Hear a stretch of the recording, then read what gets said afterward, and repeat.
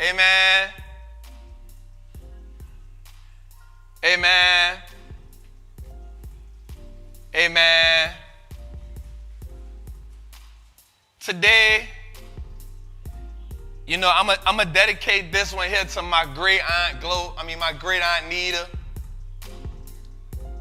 Late last night we got the phone call, myself and my family, that she passed away. You heard me? And I'm gonna keep it real, man. Like this one was kind of difficult, just for me and my family. She was the last matriarch. It's crazy when I lost my great Aunt Glo. Everybody knew how much Aunt Glo meant to me as a trapper. We know how much Aunt Glo meant to me, man. And my Aunt Nita meant just as much. They were both pivotal to my growth. When I came home from prison, I remember when I came home from prison, man, I was home maybe like 2 weeks, and one of my aunties put me out. Not because I did anything wrong, and not because she did anything wrong, but because, it was a new environment for my aunt with me coming home from prison, and she had her little kid. And I remember when I had nowhere to go, I called my Aunt Glo because I was working at Golden Corral. And I said, "Mom, I don't got nowhere to go." And she said, "Come here." And I remember sleeping on that sofa. And I remember her just encouraging me, on my journey. My cousin G, that's his mama. Y'all know we always shout out G. He part of the crew. He part of the team. But most importantly, that's my cuz. And, this one gonna be tough for our family,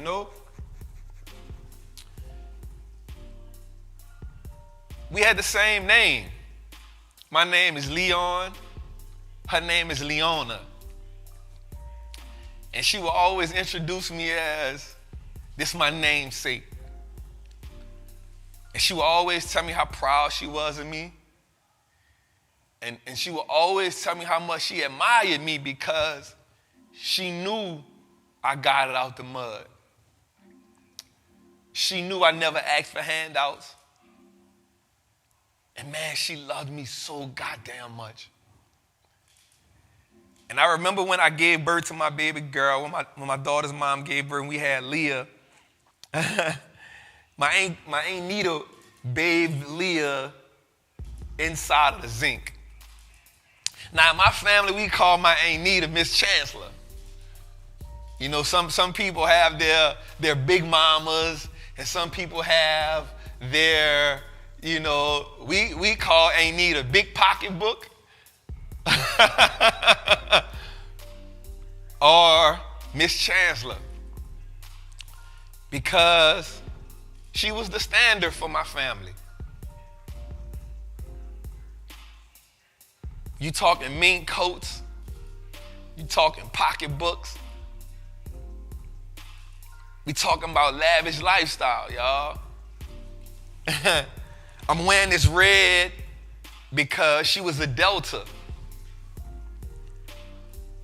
And that's the first time I ever saw somebody get a house built from the ground up.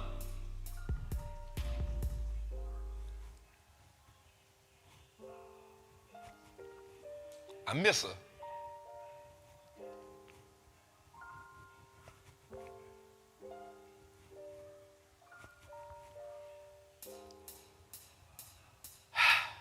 Holidays won't be the same.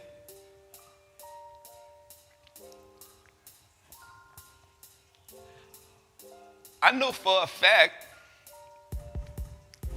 she probably went Christmas shopping 2 months ago.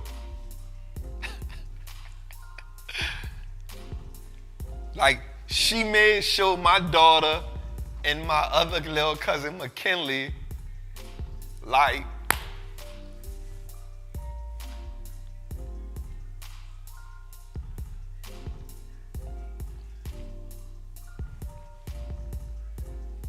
that's a blow for us.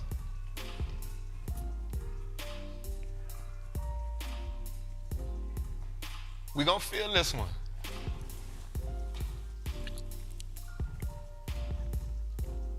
I miss you, baby.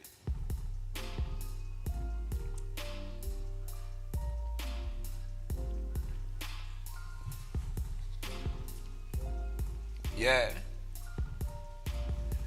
And it's crazy because I think when we on this journey to building wealth, and I sat back and I said, damn, that's a whole generation that's gone. Dave, run this next picture right quick. So right here, we looking at a whole generation right here. This is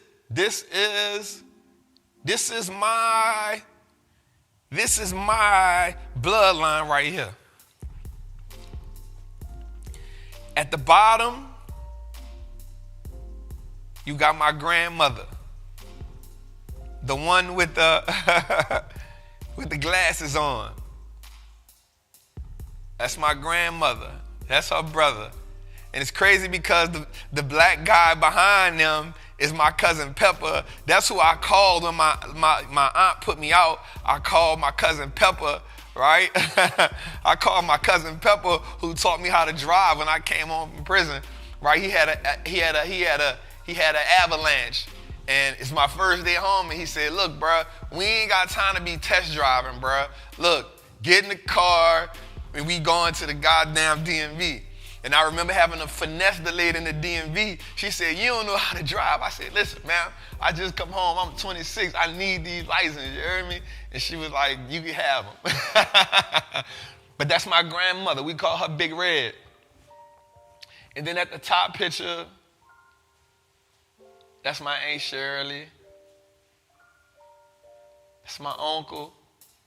That's my Aunt Nita. And the crazy part is these two beautiful women on the other side, they left before I was born, but they were their sisters. And in the middle, that's who everybody in my family, my generation, that's who we know. My Aunt Shirley, her kids are still alive. That's my cousins.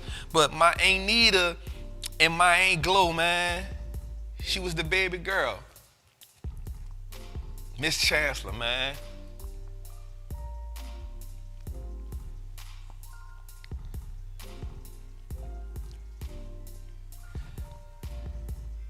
I was talking to my uncle today, and I said, "Unc, that's a whole generation that's gone. That's it. That's a whole generation that's gone right there."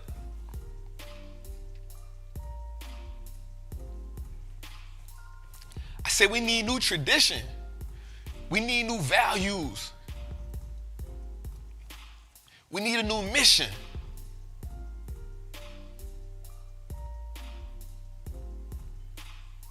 We need new heirs.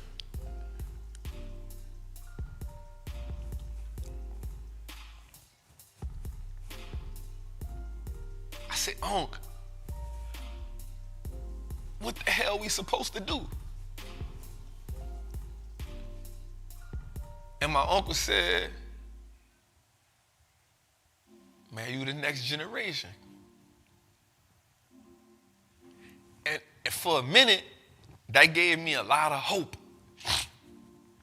It let me know that because all my little cousins and all my cousins, they admire me. They look up to me. And so is the wealth talk and the wealth journey now shall be put to test.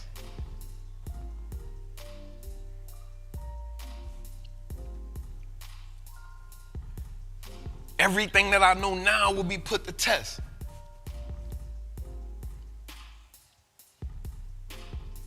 You're talking about some strong ass women right there.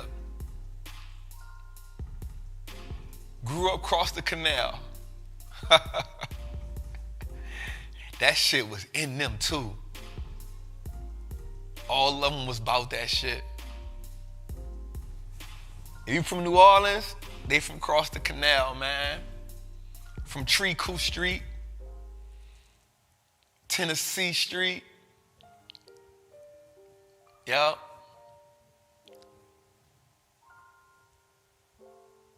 And I realized that we built for this shit.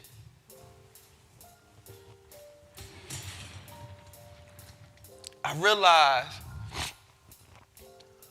what's in my DNA. I realized it's just my time.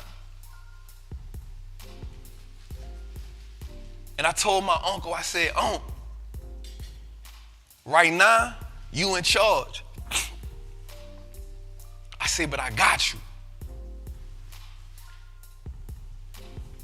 I said, I got you. I got us. I say, Unc, it's about legacy now.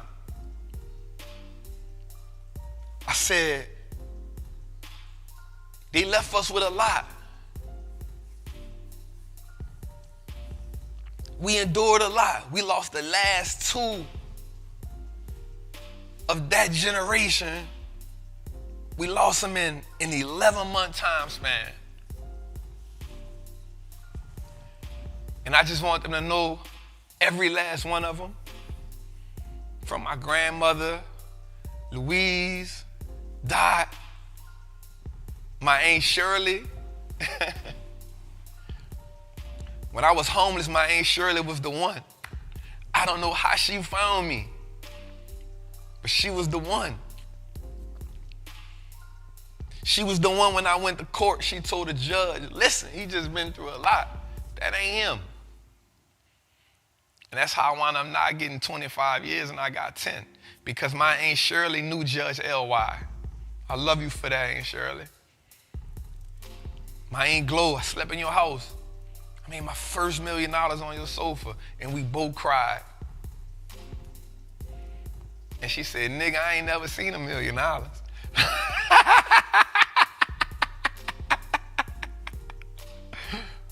said, I made that shit sleeping on your sofa, baby. And then my Aunt Glo, man, my Aunt Nita. Man, I just bought a house. You know, I don't put my business out there. And when I bought the house, I told my aunties, both of them, I said, listen, I bought this house because I want both of y'all to know that when y'all leave here, we in good hands. I said, this Christmas, I said next Christmas, after we finish renovating it, I want y'all to come there, Christmas at my house. And both of them told me, all right. And the minute I purchased the house, my Aunt Glo passed away. She saw the pictures, she saw me buy it, but she passed away. And then last Christmas, I told my Aunt Nita, I said, hey, next Christmas, we at the house. She said, boy, I'm coming. And it meant a lot to me because I wanted them to see. I wanted them to see it. I wanted them to feel it. Like, I wanted them to know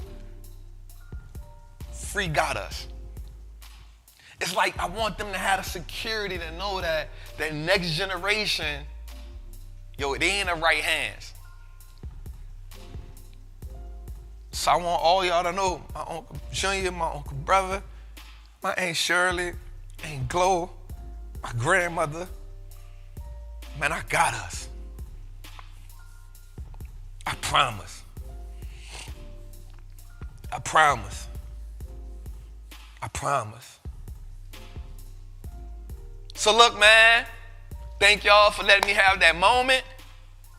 I appreciate it. I don't need no tears. Let that shit dry. I'm trapped, you hear me? I thank y'all for letting me have that moment. Let me release that. I love y'all. Ain't need a man, we love you. We appreciate you. We honor you. And it just ain't gonna be the same without you. But just know you impacted us all. You impacted us all. Your name all over this family. Your presence all over this family.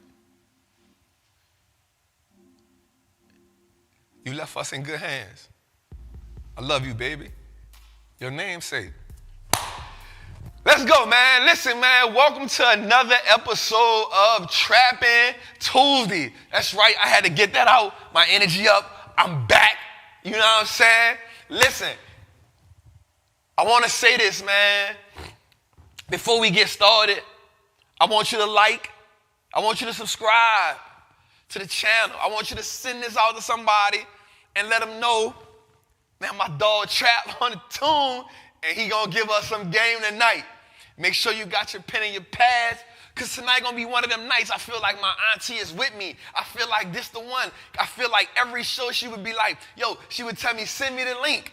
For every class, every webinar I do, she would text me and say, free, send me the link. I want to watch it. She would send me a picture of her taking notes. I love you, baby. So listen, man, this week is going to be so amazing, man. We had so many amazing things that happened in the market this week. So many amazing things that we can take advantage of that I want to point out for us to see, right? So here it is, man. I want y'all to see it. I want y'all to take y'all time. Let's count some money. To that, turn that up, man. Turn that up. Turn that up, man. One more time. There we go. Hey, George. I know my cousin G. We miss you on the camera tonight, bruh. But look, we love you, bruh. You know what I'm saying? Take your time. Everybody, let's send our prayers to George. Y'all know I always shout George out, man. It's crazy because when I bring him out here by me, the one thing my aunt told me was, take care of my baby. I said, Ma, that nigga 50.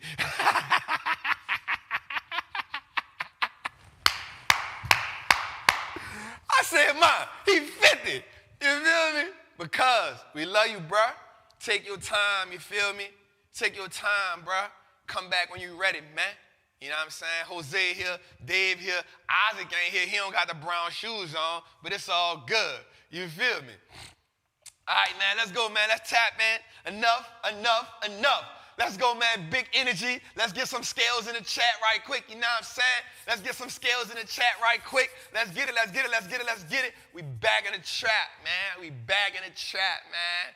So I want to start this week off with something that I'm going to start off with each and every week moving forward, right? Each and every week moving forward, like this is something that is going to be our mantra as trappers. Let me hear you say mantras in the chat. Say, give me my mantra, Trapp. Right? Say, give me my mantra, Trapp. Right? We gonna do that. We gonna give it. Ooh, this is gonna be good. I took my time and created this. Right? So here we go. I want y'all to say this. We're gonna say it 2 times. The first time I say it, when I run through that, if you like it, I want you to say, ooh, that's good, Trapp. If you don't like it, I want you to say, Trapp, man, go back to the drawing board with it. Now, I want y'all to keep it real with me. All right, so let's go. Look, I am a certified Wallstreet trapper. I am confident in my ability to make great investments. The stock market is a machine that prints money, and I am more than capable of operating this machine. Not only will I free myself, but my family will eat for a lifetime based on the information I apply today. I'm a money maker and a wealth builder. Today, I break all the chains that anchor me to the poverty mindset. My ancestors will smile now because I have turned our last name into an asset. My family's purchasing power will increase indefinitely. Today I make the declaration that no longer will I be a slave to money. No longer will the generations behind me inherit lack. No longer will I submit to selling my time for money. I am wealthy. I am righteous. I am abundant. I am a certified Wall Street trapper, and Wall Street looks like us now. Woo! Let me know if y'all feel that. Let me know if y'all feel that. Let me know if y'all feel that. Let me know if y'all feel that. Let me know if y'all feel that. Let me know if y'all feel that. I feel like we can run it back one more time. Can we run it back one more time? I want to run it back one more time. Right? So I'm going to say this every week. We're going to say this every week. Right? We're going to, like, this is what we want. This is what we on. Right? So I'm going to run it back. Let's run it back one more time. Right? Let's get it. Right? Now I want y'all to listen to it. And I want y'all to really get this. So when I say we coming out with the mantra, I want y'all to say it with me. So when we talking live, when we on live shows, we know this mantra. Let's do it again. I am a certified Wall Street trapper. I am confident in my ability to make great investments. The stock market is a machine that prints money, and I am more than capable of operating this machine. Not only will I free myself, but my family will eat for a lifetime based off the information I apply today. I'm a money maker and a wealth builder. Today, I break all the chains that anchored me to the poverty mindset. My ancestors will smile now because I have turned our last name into an asset. My family's purchasing power will increase indefinitely. Today I make the declaration that no longer will I be a slave to money. No longer will I submit to selling my time for money. No longer will the generations that come from behind me inherit lack. I am abundant. I am wealthy. I am a certified Wall Street trapper, and Wall Street looks like us now. Woo! Let's go, y'all. All right, so this is what I'm going to do, man. Every week, I'm going to put that on the screen. Dave, make sure every week that go on the screen. You hear me? Every week, moving forward, that going on the screen. I had to say it like this first to make sure y'all with me, to make sure y'all feeling me, right? And see if I had to go back to the lab with it. But I think that's good. I think that's good. I think that's good. Right? So next week, we're going to get it on the screen. And that's we're gonna come in every week with that. We're going to put it on the screen next week. So I wanted to put it out there for us this week. Right? But moving forward, every week is going on the screen, man. Let's go, man. So I want to say this, man, before we get into what we got to get into tonight. I want to say this. What is your family's blueprint? What is your family's blueprint? What do you do when you're the person that has to give birth to the freedom that everyone wants? What are the sacrifices that you're willing to make to change the dynamics of your family?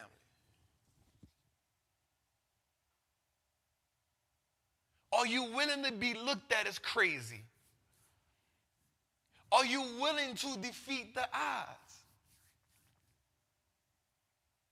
Are you willing to take the risk? Because freedom never came without a fight. Freedom was never given. Freedom was always sacrificed for. Most of us are willing to stay in a comfortable place because it doesn't require much from us. Most of us are willing to follow what we've been taught because at that point we can't blame anyone but the people and the generations that came before us. The one thing I will say about my Aunt Nita is this. She exposed us all to what a better life could be. We watched her build a house from the ground up. We watched her have the Dooney and Burke bags from back in the day till she upgraded. We watched her have fur coat after fur coat after fur coat. We talking real fur coats. We watched her do it. And just by seeing that, we flocked to that house.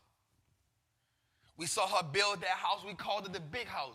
And if you know me, you've seen me here. When I go to the country by my people, when I go to New Orleans and then I go to the country, you done see me go in that backyard and we talk about them 4 acres of land with the ponds in the back. That's my Aunt Nita. She exposed us to that. She talked to us about buying land. She kind of one that put that in me to buy land because she wanted me to buy the property next door to her. And she got mad when the house went up for sale and the people took the for sale sign and the lot went up for sale and the people took the for sale sign. She said, Trapp, God damn. She said, free. I was trying to get it to you, but they took the for sale sign out the thing. What happens when you become the one that has to expose your family to the possibilities? Do you have it in you? Do you have the resiliency to fight the cravings? The cravings to spend, the cravings to splurge, the cravings to show Instagram, the cravings to, do you have it in you?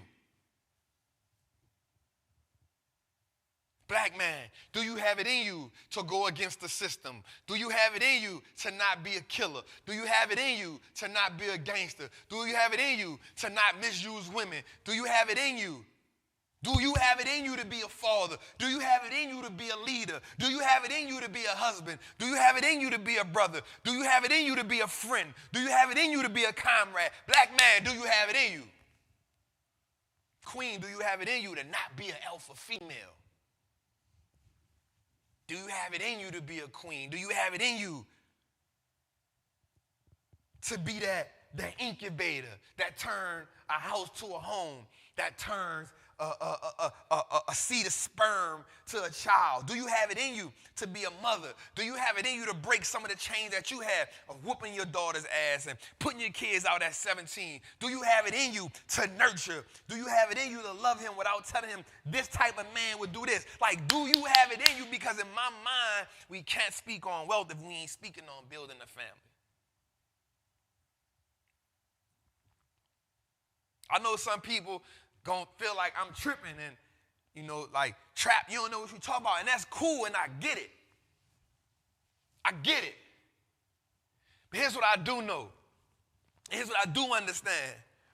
While I do not agree with all the things that Kanye say, what I do agree with is this. When a black man starts talking about something other than killing, when a black man starts exposing some truths, that black man gets quieted. That black man's speech is now offensive. But when the black man talks about messing with a bunch of women, when the black man starts talking about killing one another, F the police, F the this and this N-word this and this N-word that, and F this and F that, and I did this and material this and material that, that gets blatantly abused on all the airwaves.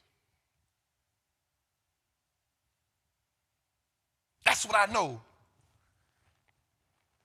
I understand why Most Def and Common and Dead Prez, KRS-One, they ain't run out of raps, yo, but that music didn't make a certain set of people money. What did make a certain people money was us killing each other, us talking about how we slung crack to get rich, us talking about how we misused our women, us talked about how, painting a narrative that black men ain't this and black men ain't that, black women ain't this, she's a bitch, she's a hoe, she's a bad bitch, he a real nigga, he a gangster. That got popularized, and I'm not saying I haven't been a victim of it my damn self.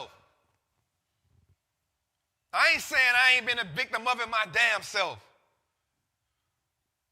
But what I am saying is, at what point do we stop and step back and say, yo, damn, I've been a pawn in the game? At what point do we step back and say, I bet, I made the mistake. Yep, I'm no better than you. But check this out. At this point in my life, I'm willing to change. I'm willing to make the correction. At what point do we say, I'm willing to make the, fam, I was with you, fam. I went to prison for attempt murder on robbery. Fam, I fell under the same system. I fell under the same law. I abided by the same rules. I was willing to die for my hood. I fell under the same law, my guy. I fell under it. I get it. I come from it.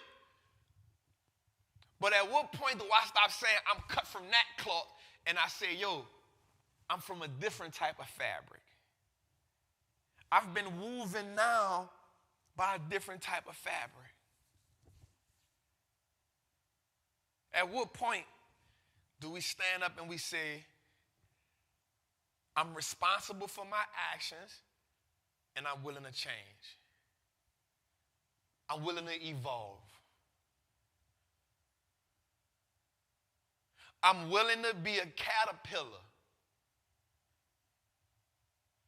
Because one of the most amazing things about the caterpillar is that it becomes nakedly vulnerable to become the butterfly. Like, one thing about the caterpillar is it understands that there's another version of himself or herself that it has to become in order to live at its highest level.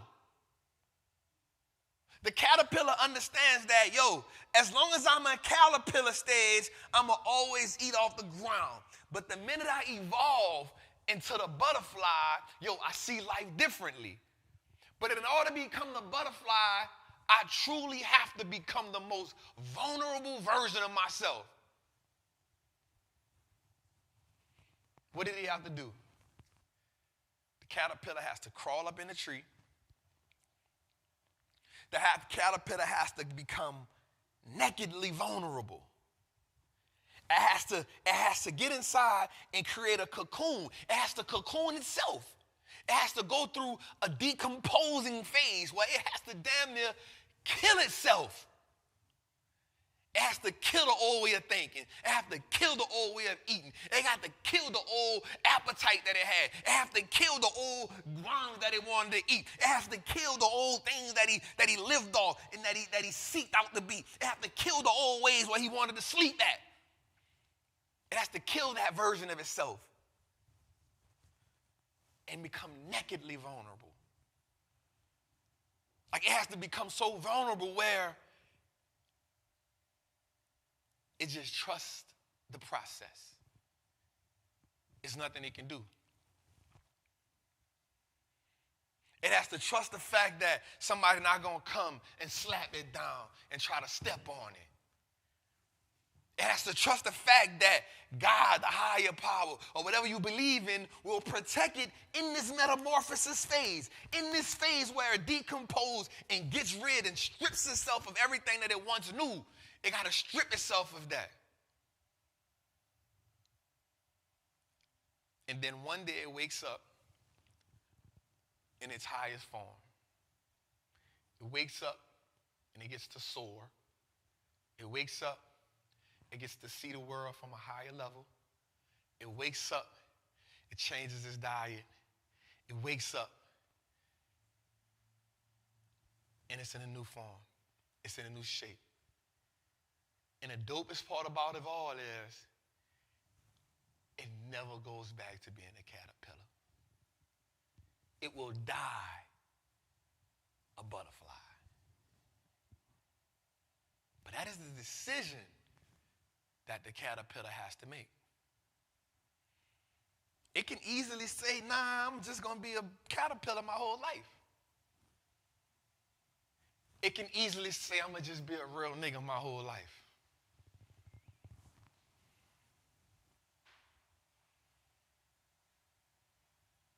It can easily say that. But it makes the conscious decision that says, I am better than that. And then once it makes that decision, it commits the rest of his life to being a butterfly. My question, before we even start talking about stocks,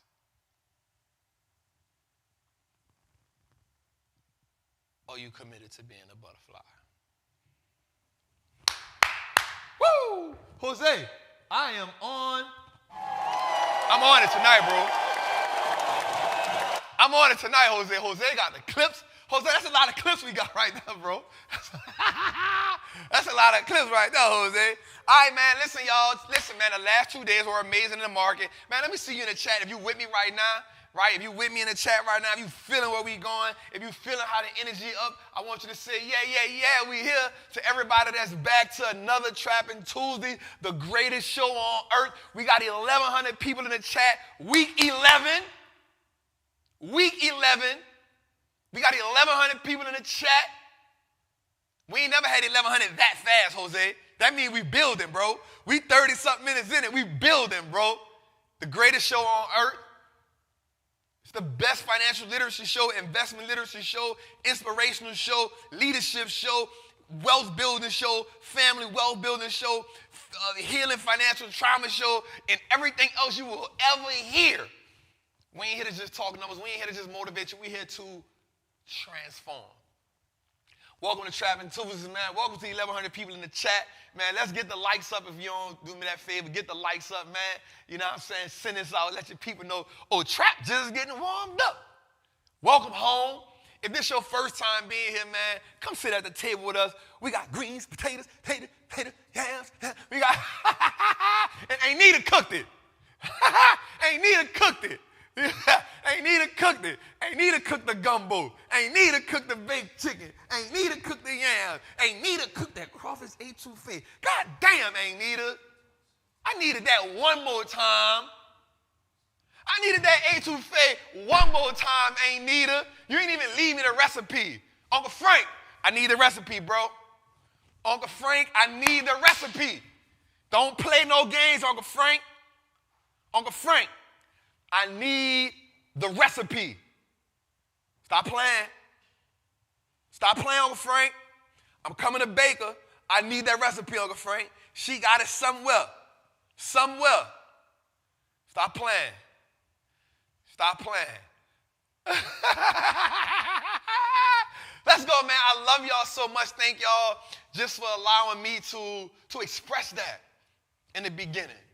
That was a real moment. And I tell y'all family, I tell y'all we family because I don't got to try to be perfect, y'all.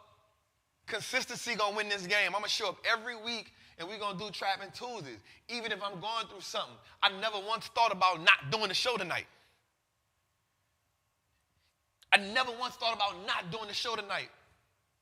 And whatever emotion came out of me, it was what it was. The minute I saw my auntie picture, I started crying, man. But thank y'all for letting me have that moment, man. I appreciate y'all for that. That's why I love y'all. That's why I love the Trappers, man. Right, before hey, Dave, do me a favor right quick, Dave. That Wall Street video, run that thing right quick, man. We got to get the energy up in here, man. I'm feeling it. Hey, everybody that's in the Deltas, I got this red on for y'all, man. My Aunt Nita was a Delta for years. Southern University, yep, she did it. She worked at Dow Chemical, yep.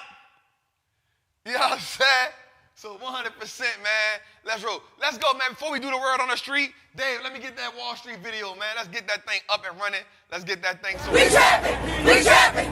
We trapping! We trapping! We trapping! We trapping! We trapping! We trapping!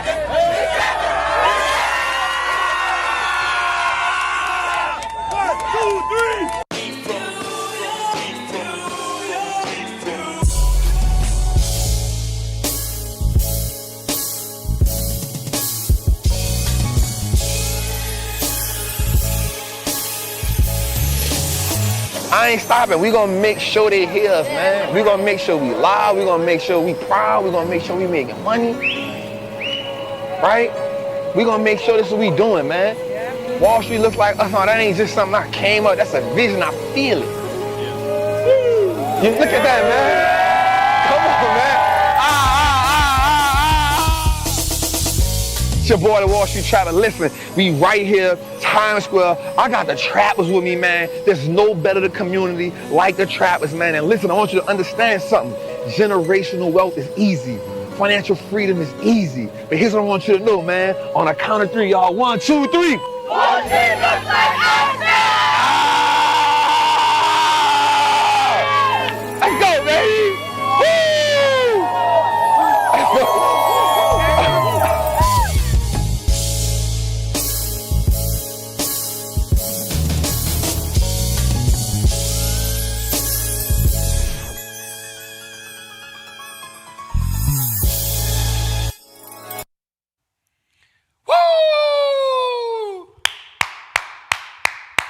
Shout out my guy Jose for that, man. We remixed that. I love you, my guy. You know what I'm saying? I always alley-oop my team because I can't do it without them. But most importantly, man, shout out to the Trappers, man. We took over Timesquare. We took over time, like we took it over. Like on some real talk, like we took it over. Like I'm going to tell y'all something real. If you had to be there to see it, like if you had to be there to see this, a policeman walked up to me, y'all. Jose laughing. Jose laughing. Where the picture at? You should have had the picture. We gonna show the picture next week. Send the picture, Jose. So a police walk up to me, right? A police walk up to me and says, "Hey, bro, who are you?" I said, "My name Wall Street Trapper." He said, "No, what's your real name?" I said, "Wall Street Trapper." He said, "No, like, what's your real name?" I said, "Wall Street Trapper." So my Trappers in the chat, did that go down like that or did it go down like that? I said, "Turn around." He looked up, he said, "Man, I see it." He said, "I see it." And then I see the energy, I see the people, because we was deep. He said, "I see the people. I ain't never." I'm like, "Yeah, man, we here." He said, so tell me what you do." I said, "Man, I free my people, man." He said, "What?" I said, "Man, we teach financial literacy. We teach investment literacy. I teach about financial trauma. I teach you how to make money in the stock market. Long term, we ain't trying to be fancy and make you, talk about a lifestyle that you ain't. Nah, I ain't trying to. I'm selling you on the life you deserve, the life you need, the life your family need." He said, "Man." And then he just heard me talking. And we talking and the Trappers had the energy. Oh!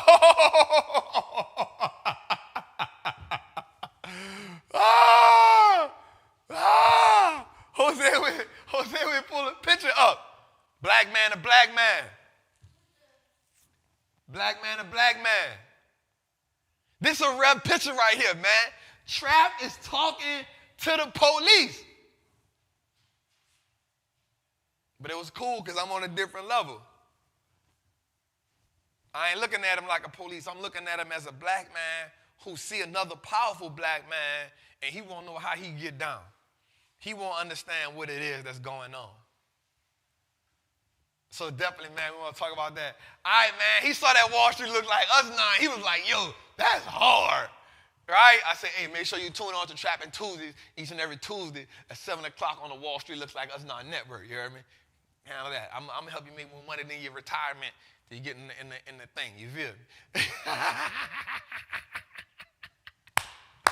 Let's go, man. Let's get into it, man. We 46 minutes in, man, and we ain't talked about one stock yet. That's all right. That's the type of vibe we got going on. You hear me? Tonight going to be special, man. Tonight going to be amazing. Right quick, do me a favor, man. Hit the like button. Right? Subscribe if you're not subscribed. Yo, we on week 11, y'all. That means y'all been rocking with me for 11 weeks straight, and every episode we've gotten better. Salute to y'all. Salute to y'all. Salute to the Trappers. All right, let's dig in, man. Tonight gonna be special, man. We're gonna talk about some things, man. Right, we're gonna talk about some things.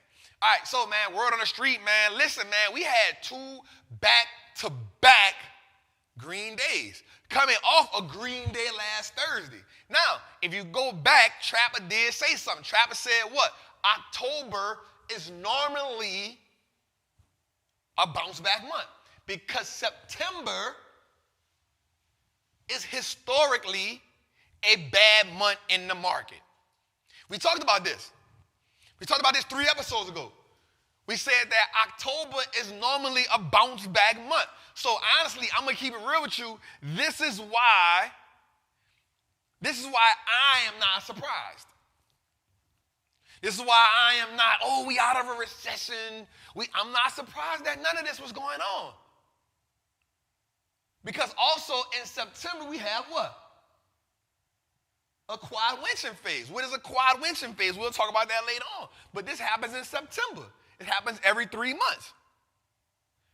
Right? So not only do we have quad winching in September, but we also already know that historically, September is the worst month in the market. Historically. So we never panic in September, and we always get a bounce back in October. Go look back at episode 9, where we showed you what happens historically in October. 12, 16, 18, 21, 19, 19, 8. That's what happens. All right, so man, the S&P leaders today were Lockheed Martin. This is a company that I own. Listen, this is a company that I own, and I'm going to tell y'all something. I truly believe, hold up, first, wait. Listen, I am not a financial advisor or fiduciary. Everything that I say is for entertainment and informational purposes only. Know that every investment requires some form of due diligence. You must be able to research, you must be able to mitigate the risk, and you must be able to make the proper investment decisions based on your risk tolerance. If you cannot do that, you need to seek a financial advisor or fiduciary. I know one by the name of Rashad Bilal, part of Earning Your Leisure. He can take you to glory. I can only take you to the Trapp house. Where's my button? Today. What? Tootie. Man, Tootie tripping. Tootie, what happened to my... Tootie. God damn it. Where's my button? Huh? Come on the camera, fix it. Look at Tootie, y'all. It lost power? God damn it, Tootie. How we gonna have this without her? There we go. I heard it. Don't worry about it. Don't worry about it, Tootie. We all right. All right, so Tootie can't get it fixed. Tootie slipping, y'all. Tootie slipping. Tootie is slipping. You know what it is, Tootie? It's the goddamn lint brushes you bought from Amazon. That's what it is. Tootie went bought 3 lint brushes from Amazon. I said, this is what you do when you at home and you bored and you buy 2 lint brushes. I said, a lint brush, Tootie? He's like, yeah, it's sucking the lint off the shirt. I said, Tootie, what? This is what you do. We live, y'all, so I don't mind rocking with my team the way we rock, man. We still learning, we still growing, man. We live, you feel me? That was Tootie, y'all. You heard me? He is responsible for keeping me hyped up here. You feel me? He is responsible for keeping me in my mood. All right, everybody say Tootie lagging. Put Tootie lagging in the chat. You heard me? Make sure he don't do that next week. Put Tootie lagging in the chat. Tootie lagging. You heard me? All right, man. So the Dow Jones leader was American Express. Now, I do not own American Express. I but I'm not going to lie. I will say this. If you are serious about building wealth, if you own a business, you definitely should have the American Express Gold card and work your way to the American Express Platinum card. If you don't have that, if you do not have that, if you're just, I don't want to say a regular person, but if you're, I don't want to say regular person because that's not the right word I want to use, but if you are just not there yet as a business owner, you still should get the American Express Gold card. Why? Because American Express is the point champion. Right? Like, I'm just keeping it 100% real with you right now. I have 4 million American Express points. I have 4 million American Express points. Right? 4 million of them. And I don't use them, but I let them accumulate. But I have 4 million American Express points. You feel me? The dope part about it, if you have a business and you run ads or something, you get like 4 times the points from running ads with your American Express card. And every week they're adding new type of bonuses to that card. Right? So I don't own Visa, MasterCard, or American Express, or Discover, but I 100% have 4 Amex cards. I never walk around with cash on me.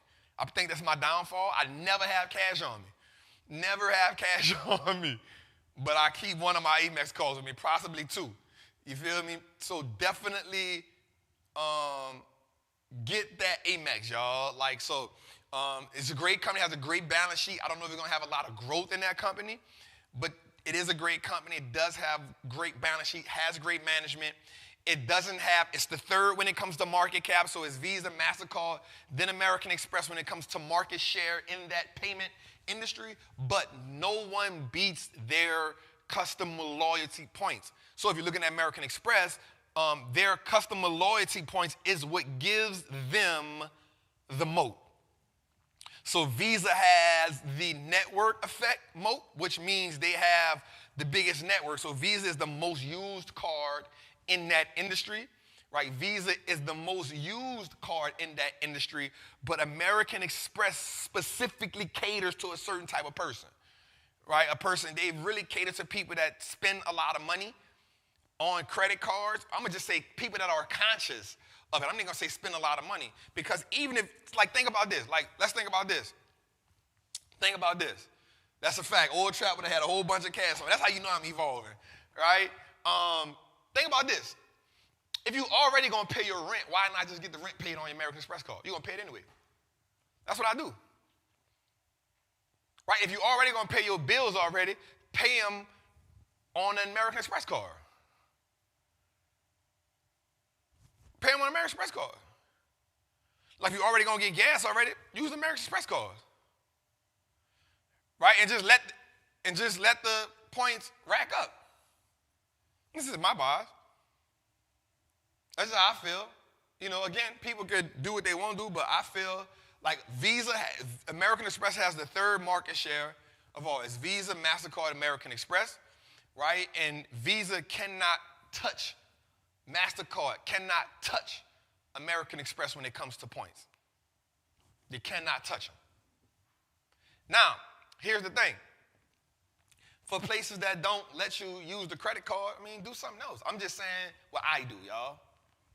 Right? I understand that everybody don't let you pay your card with the rent or something like that. You know, it's okay. Well, you know, I'm just saying use the card.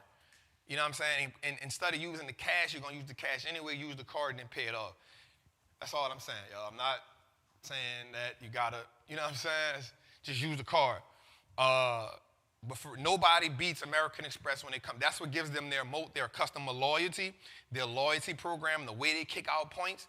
Like, American Express is always coming up with another way for you to get more points.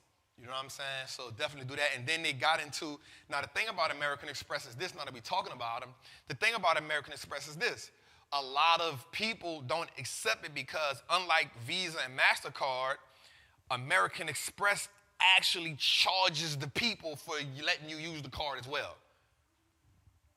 Right? So American Express charges, so that's why most companies be like, nope, we don't take American Express. It's because American Express charges them as well for that. That's how they make money. So understanding Visa, Master, and American Express, you now have to understand why how each company makes money. This is 100% what would a trapper do moment. This is what would Trapp do moment. You know what I'm saying? This is not this what you go do. This is what would Trapp do moment. This is what I do. I use my American Express to pay my rent. You know, I'm using my, at my spot until my house is finished. I use my American Express to pay all my bills that's automated. All my business bills go on my Platinum card. All my equipment, everything is on a Platinum card. And then my everyday business expenses on a Gold card. And then my personal expenses go on my personal Gold card. And I just never have cash. I just always use that and I let my points accumulate. At the end of the month, I just pay everything off at one time. It was money I was going to spend anyway. You know what I'm saying? This just makes sense. But everybody takes Visa, but the thing with American Express is everybody doesn't take it because everybody doesn't want to pay that fee, that merchant fee. All right, moving forward, man. The Nasdaq leader one of the Nasdaq leaders was Fastenal, right? So Fastenal is a business. I learned about this business. I actually invested in Fastenal a long time ago when I was before I actually learned how to really break down stocks. Because I was working in construction, y'all know that. So Fastenal is one of the industry leaders in the construction business, right? So when you think about industrials, Fastenal is a great business. Not only do they make lifts, not only do they make scissor lifts and things like that, but all of the nuts and bolts that are on a job is made by them, right? So when you go on a job, so that's how I was building the Falcon Stadium, right? When I was building the Falcon Stadium, Fastenal is the company that supplied all the nuts and bolts for the Falcon Stadium. We're talking about over 2 million nuts and bolts, right? They have market share in that industry. They are one of the leaders in that industry. I've had it for a while. Then I did my research on it. It's a pretty good company. It's not like a phenomenal business, but it's a pretty good company. It's a boring company. It's a solid business. They have as long as America is growing, they'll be growing. They're one of those businesses. They have a decent leadership. I like the business. It's not a bad company. If you're in the construction industry, if you're in the ironworking industry, anywhere in that type of hands-on industry, you know all about Fastenal. Right? Just look it up. I think the ticker symbol is FEST. You know all about that. You know all about this saying Trapp, show the ticker. Well, I need you to take some type of initiative. I need you to say, I gave you the company. I need you to say, what is the ticker? I need you to go on Google and say, what is the ticker for Fastenal? Like, I need you, if I'm going to take one step towards you, if I'm going to take 2 steps towards you, I need you to take 1 step toward me. Right? If I'm going to take 2 steps towards you, if I'm going to get up here and just give you game and rock with you, I need you to take 1 step toward me. And that 1 step toward me is saying, if Trapp told me about the company, let me now do a little research myself. That's all. That's all I want you to do. That's all I want you to do. I'm going to do a little research myself. Right? So Fastenal, a pretty decent company. It did great during the pandemic. All right, cool. Let's move forward, man. Let's look at our heat check. So let's look at what's going on right now with the stock. So listen, we already understand that in order for the market to move, we're looking at calls and puts. Calls and puts, calls and puts. Now, here's the dope part about it. Today, again, the put-call ratio was 0.97. So we know anything that's over 1% puts us inside of that restrictive fear territory. So today was at 0.97%. Now, check this out. We had 1,942,975 calls. A lot of calls, almost 2 million calls. And we had 1.6 million, 1,666,867 puts, which gave us a total of 3.6 million options in play today. 3.6 million options in play today. Now, even though we had a green day, it wasn't like overzealous green. It started off real good, and then it like smoothed it out a little bit, right? And we'll talk about some of those things later on. But as we can see, we had more calls than puts today, and now that can give us an idea of why we had a green day.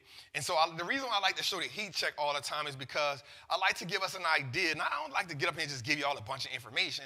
I like to give you all an idea so you can see like, okay, I understand. Today we have more calls and puts, because what we got to realize is every day when we get in the market, there's buyers and sellers.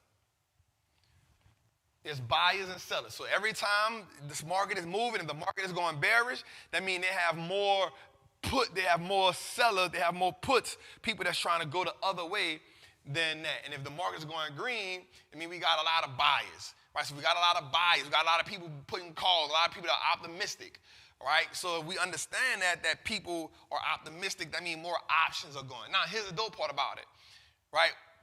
In a market like this, watch this, there's some game, there's some game, there's some game, there's some game. Watch this. In a market like this, well, we understand that we are truly in a bear market recession. What we do understand that when you see green days like this, that means that people, watch this, ooh, this is good. Oh, this is about to be good. I'm about to give them some game right quick.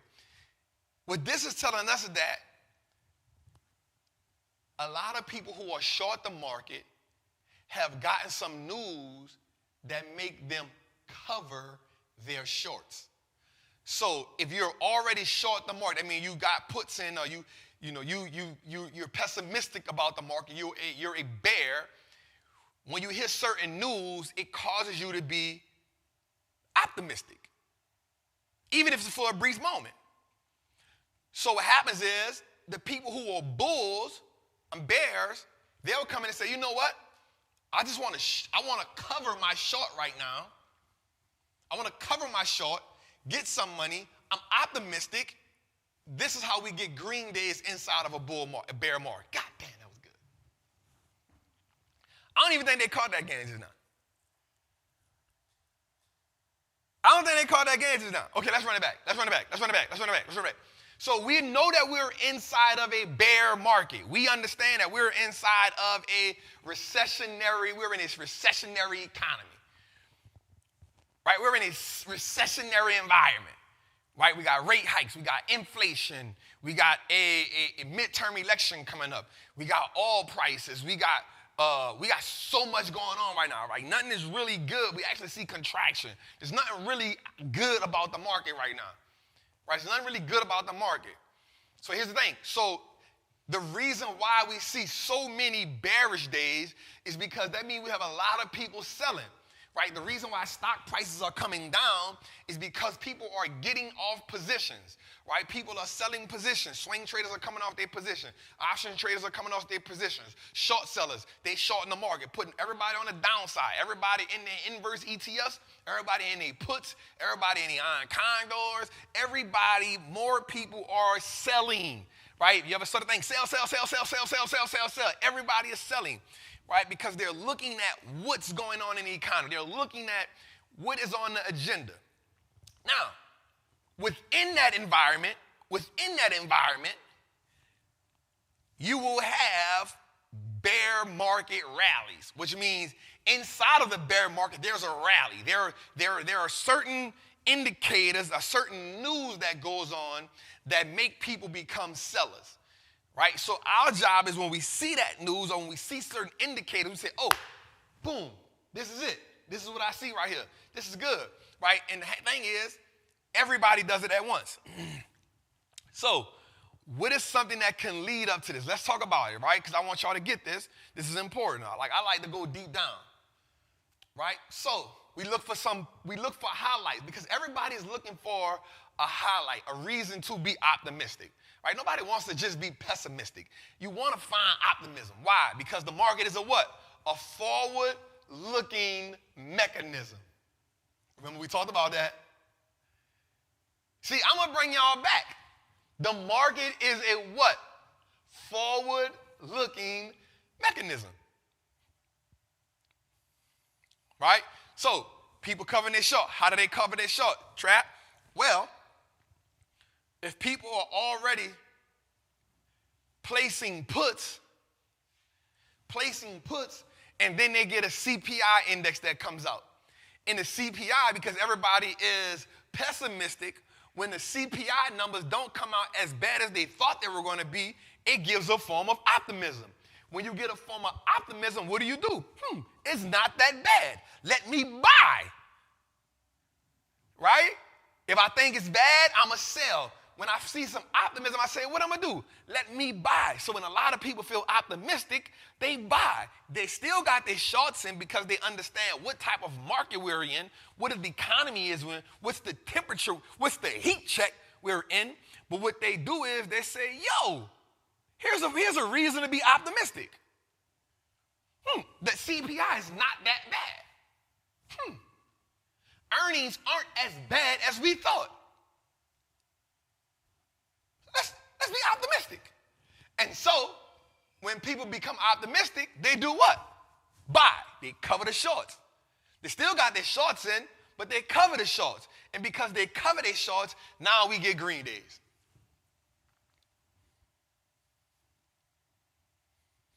Tootie, this one I need a goddamn thing. I'm going to hit it anyway. Man, tell Tootie tighten up, man. Tell Tootie tighten up in the chat, you hear me? Tootie, tighten up, man. All right, man, let's go, man. Let's look at the 10 industries and how these industries perform so we can see. So we got consumer discretionary. We got consumer staples. Everybody just was up today, man. Energy was up today. Financials was up today. Healthcare was up today. Industrials, one of my favorite industries, it was up today. Materials was up today. Real estate was up today. Information technology didn't get the bang like everybody thought it was going to get. Communication services and utilities were up today, man. So that was pretty good, not bad. And the one thing I do like to see is I like to pay attention, like even in the day-to-day, I like to pay attention to what's going on. You know what I'm saying? I keep trying to, I always like to tap in and see how the market is moving. I appreciate you, Queen, for the super chat, right? Yeah, man, I keep trying to press the button. You know, it's in me to just press the button and Tootie not on his game. So we got to tell Tootie, tighten up. We got to tell Tootie, tighten up, Tootie. All right, man, so let's go on to the next format. So we're going to look at our 30 worst performers in the Nasdaq, y'all. Let's look at that. So, and we're talking about for September because, you know, now that all the information is in for September, I want us to look at it. Right, so top 3 worst performers in the Nasdaq was Zoom, Charter, and Okada. Now, I'm going to say this about Zoom. Kathy Wood says that Zoom and Microsoft are the new way, she called it industry communication. Right? She called it industry communication. Saying that it's not a stay at home, but it's the way that industries will now communicate with their employees. Now, I don't think that's bad, but what I feel is that once you get a company like, so you can't have a one-trick pony. Let's just put it like that. I will tell everybody right now, and I stand on this. Do not invest in a company that only does one thing. Do not invest in a company that only does one thing. Zoom only does one thing. Zoom only does one thing. Right? You cannot be a great company if you only do one thing. I want you to look at all the great companies in the world. They are multifaceted. Oh, that's a good word. That is a good word. That is a good word, Trapp. That is a good, Jose, that is a good word. Jose, make sure you use that in one of my clips. Multifaceted. Woo, that's it. Even Dave had to laugh at that one. Dave is laughing, y'all. Dave is laughing. That is a good word. That is a good word. Multifaceted. Woo, woo, woo, woo. And I know how to spell it. All right, but check it. Zoom only does one thing good. So if I'm a company and I'm like, all right, Microsoft does more than one thing good.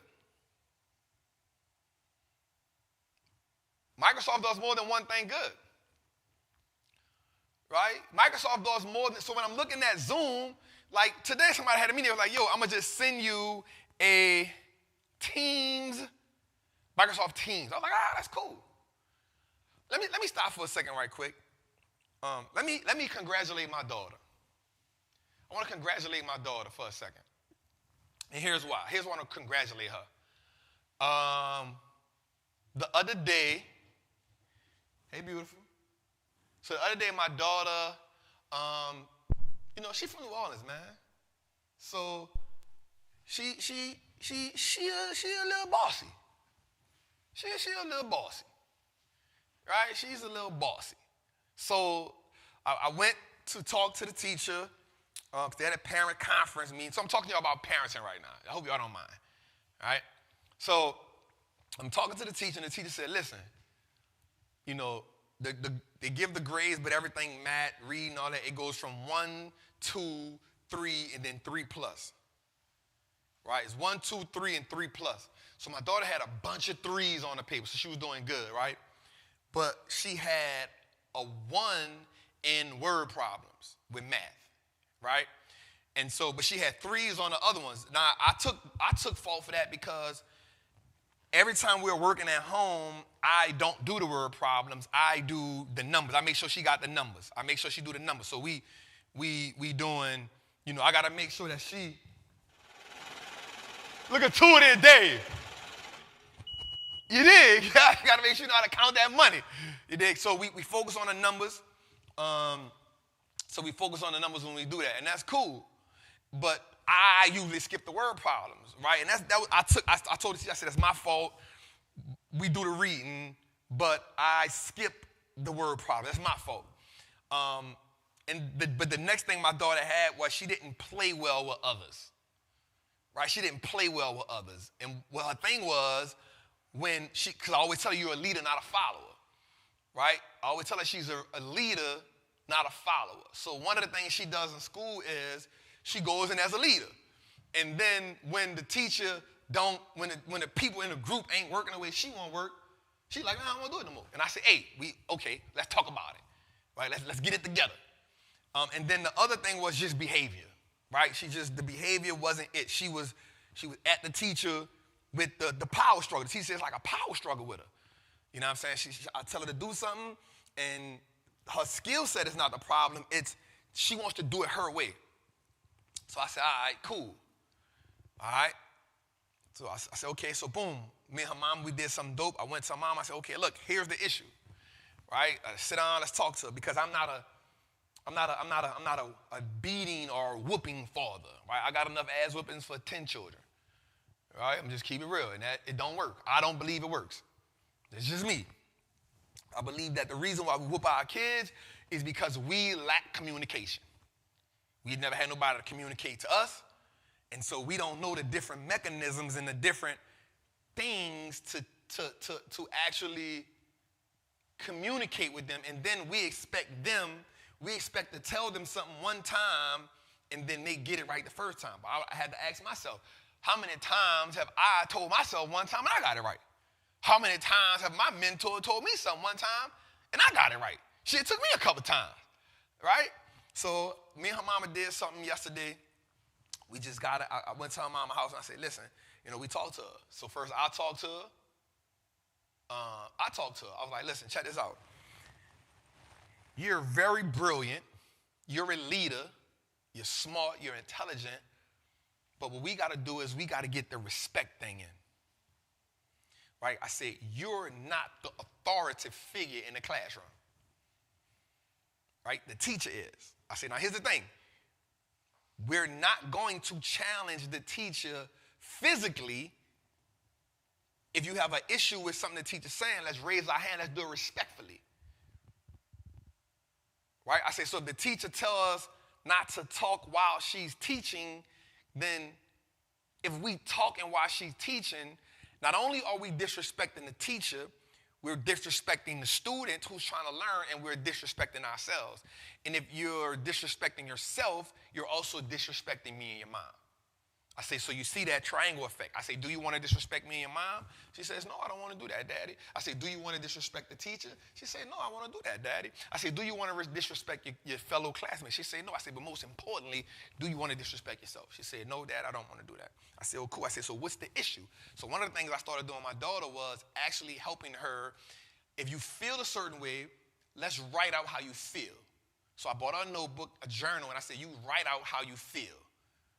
Right? Write out how you feel. Because I feel like sometimes you can't talk to your daddy about it. Sometimes you may not be able to talk to your mama about it, but you may be able to express it on paper. And if you express it on paper and then give it to dad, hey, daddy, this is how I feel right now. Let me see it. Okay, boom. Let's talk about it. Right? So I saw that started working with her. And so me and her talked about it. So the same issues that she had in class, what I did was, I said, okay, cool. We sat down and we read out some math problems. We read out the word problems. She read it out. I said, take your time. I said, here's the problem. One of the reasons why you can't get this right is because if you're talking to the teacher, you can't listen to the explanation she's giving you. And if you can't listen to the explanation she gives you when she walks away, now you don't know what's on the paper. And so now because you don't know what's on the paper, you're going to do one or two things. You're going to talk or you're not going to do nothing at all. I said, am I right or am I wrong? She said, you're right, Dad. I said, so what's the problem here? She said, Dad, I got to stop talking when the teacher talks. I said, boom, we got it. We got it. I said, we can do that first. We got it. We going to win. I said, are you a winner? She said, I am a winner. I said, are you a winner? She said, are you a winner? She said, I'm a winner, Daddy. I said, all right, cool. So we go through the word problem. Boom, boom, boom, boom, boom. She knocked the word problems out. She knocked the word problems out. Now, I'm not expecting her to be a genius. So here's the next thing I tell her. Listen, it's okay to make mistakes. I said, that's why you got a teacher. That's why you got a mother. That's why you got a father. If you make a mistake, that's cool. You come to us, we can help you with the mistake. The problem is quitting or through your frustration, you lash out. I say, so if you have a problem, we raise our hand, right? She say, cool, boom. We go through the motions. Boom. They say she had a problem with comprehension and then applying it. So I didn't tell her that. I said, listen, let's read the story. We read the story out. I said, okay, cool. For every, they ask the questions inside of the thing. So she's answering the questions. So now when she gets to this question, she said, I don't know, Daddy. I said, listen, before you say I don't know something, here's what I want you to do. I want you to read the question, and then I want you to go back inside the story. She said, huh?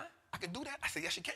I said, read the question, because if they're asking you a question, that means the answer is somewhere inside of the story. So let's read the question. If we don't know it off the top of our head, let's go back in the story and ask it again. Boom. She read it. Right? Right? She see that. Boom. Then after that, boom, we go through it, run through the thing, right? So we taking our time with her. Here's what happens today. So look what I said. I said, now look on this paper. Look at the 3 things that the teacher says you weren't doing well. Here's the 15 things that you do amazing. We love these things. You're a leader. You do group participation. Boom, boom, boom, boom, boom. The only thing was you weren't paying attention. I said, check it out. Boom, we went through it. I said, look at everything you just did right now. Everything you did right with me right here, you could do it in the classroom. I said, but the only thing we got to do is what? She said, pay attention. I said, boom, there we go. She comes home today. She said, Daddy. I said, what's up, baby? She said, man, I had an amazing day. And I knew she had an amazing day today because she got in the car and she took her folder out because she wanted me to read the goddamn note. I read the note. The teacher says, man, Mr. Howard, Leah had an amazing day today at class. She had a great attitude. She was respectful. She, raised her hand. We weren't challenging one another. Thank you. I said, it's not a problem. So I'm telling all parents this. If we take our time, and I'm still learning, we take our time with our kids, man, your kid is brilliant. But what happens is we got to get the brilliance out of them. It don't happen one day. It happens in time. It doesn't happen overnight. Our grown ass is still messing up. Our grown ass is still making mistakes that somebody told us 10 years ago not to make. It happens, right? So we can't expect them to do the same thing.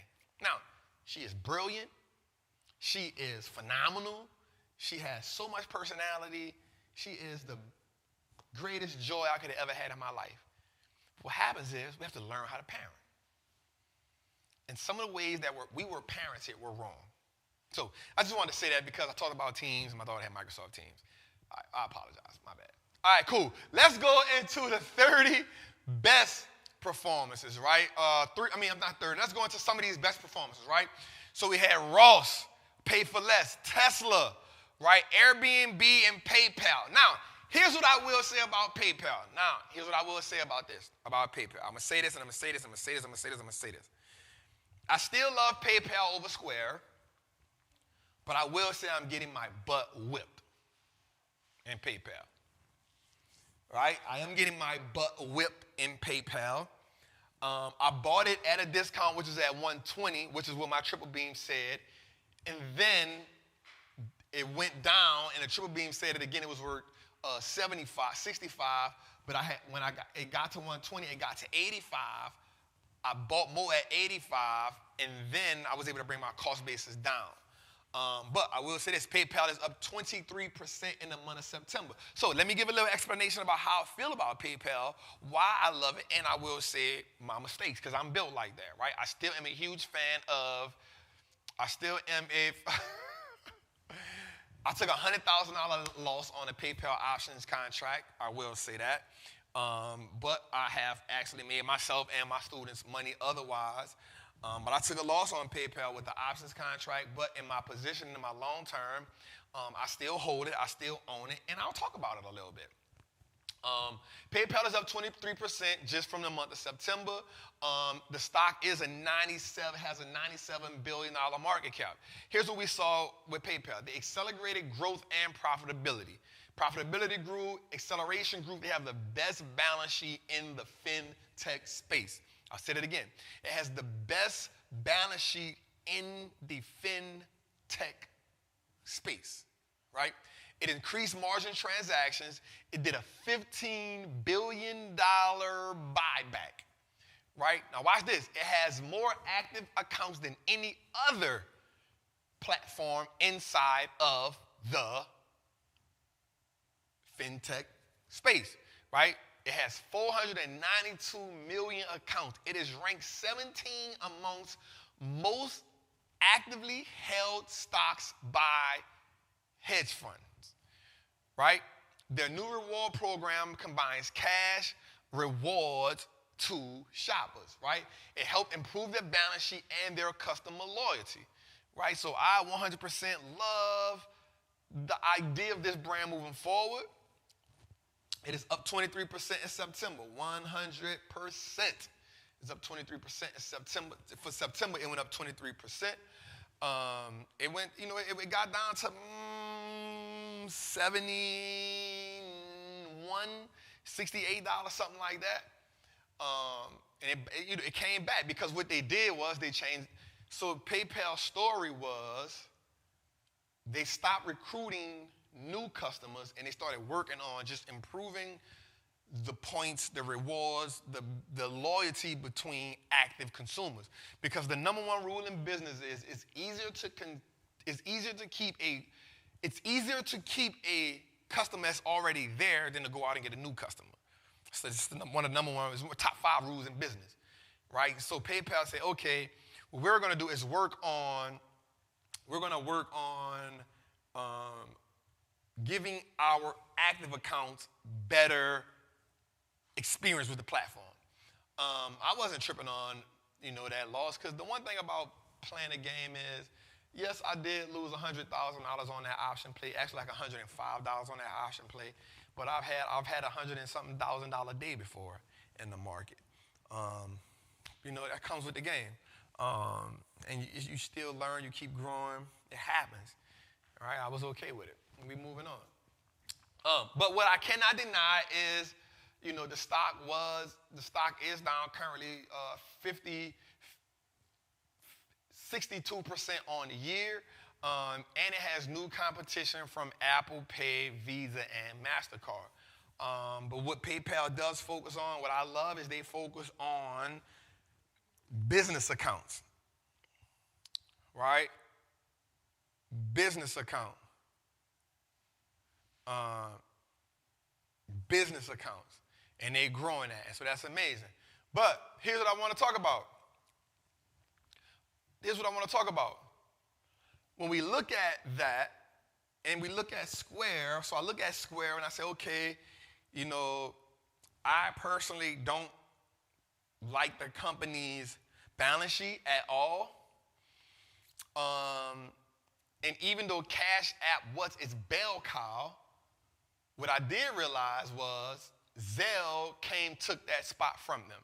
So when we talk about that, we talk about Zelle. So Zelle is owned by these 7 banks: Bank of America, Capital One, J.P. Morgan, PNC, Truist, U.S. Bank, and Wells Fargo. These companies came together, and I forgot the company that owns the brand. I can't think of it off the top of my head. But they came together and created this union of Zelle. Right? And so now Zelle became the largest peer-to-peer digital payment network to date, with over 500 billion transactions used by over 1,200 financial institutions that use in that Zelle ecosystem. Right? It's the largest peer-to-peer network to date. And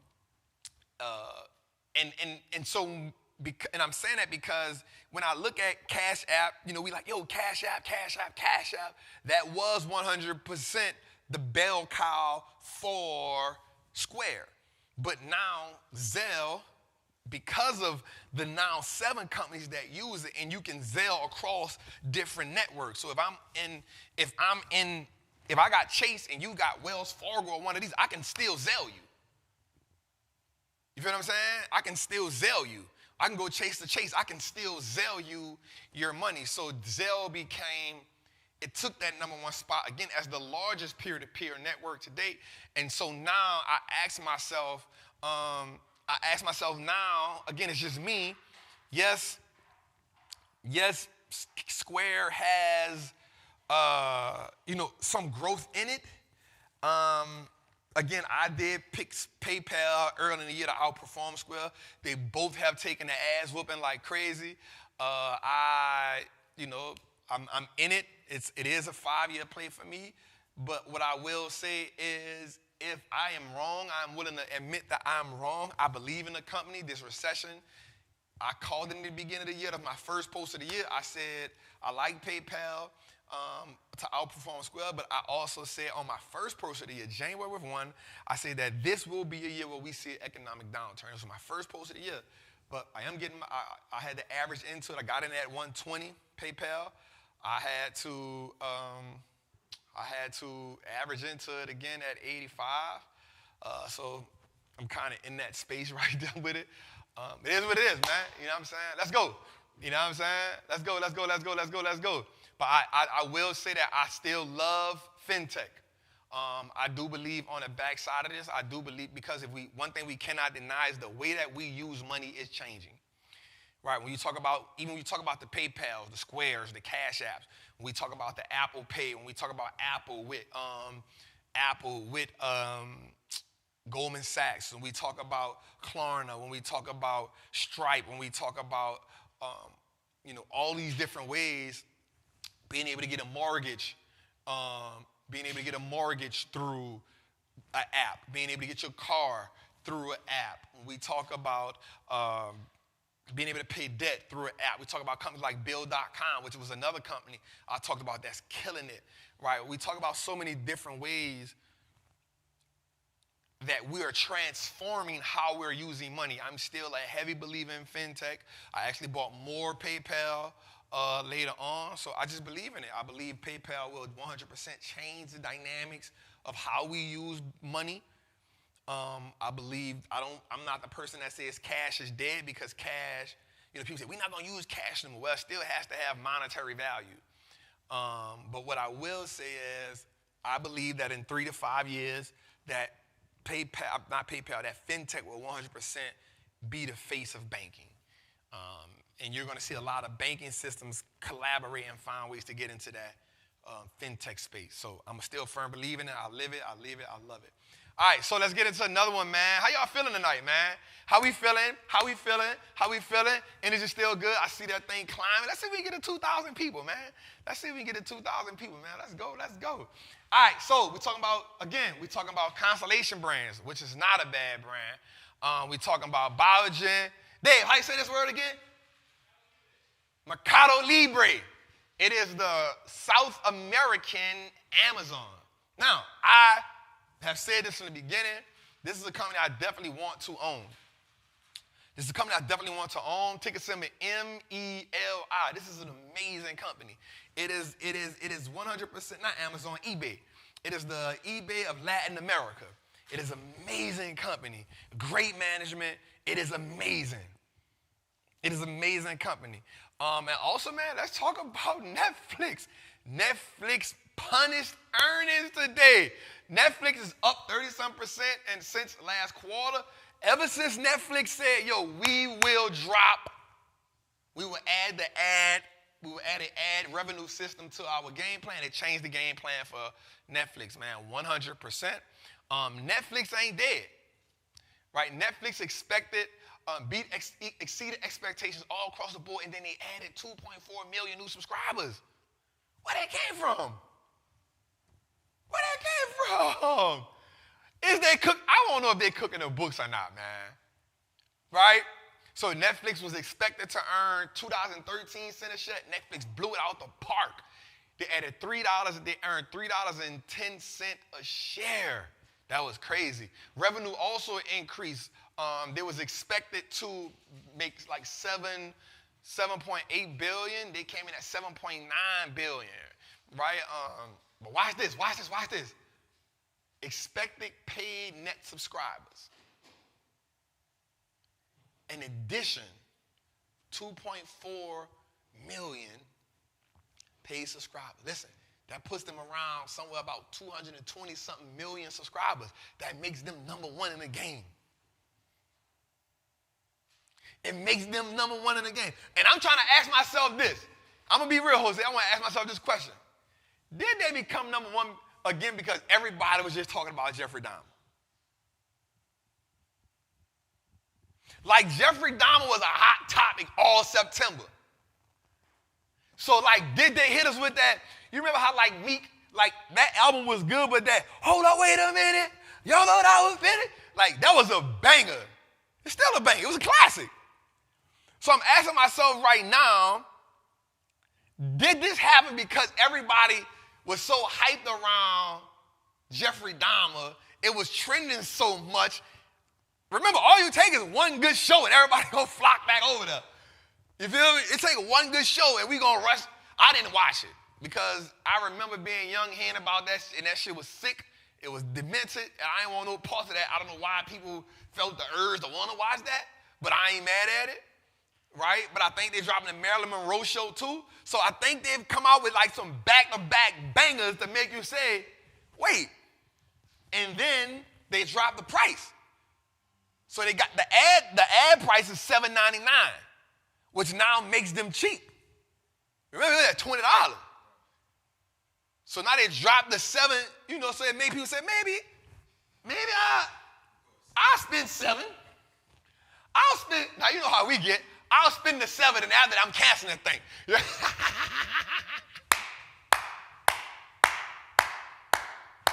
You feel me? I'm going to spend the $7 and then I'm going to cancel it and get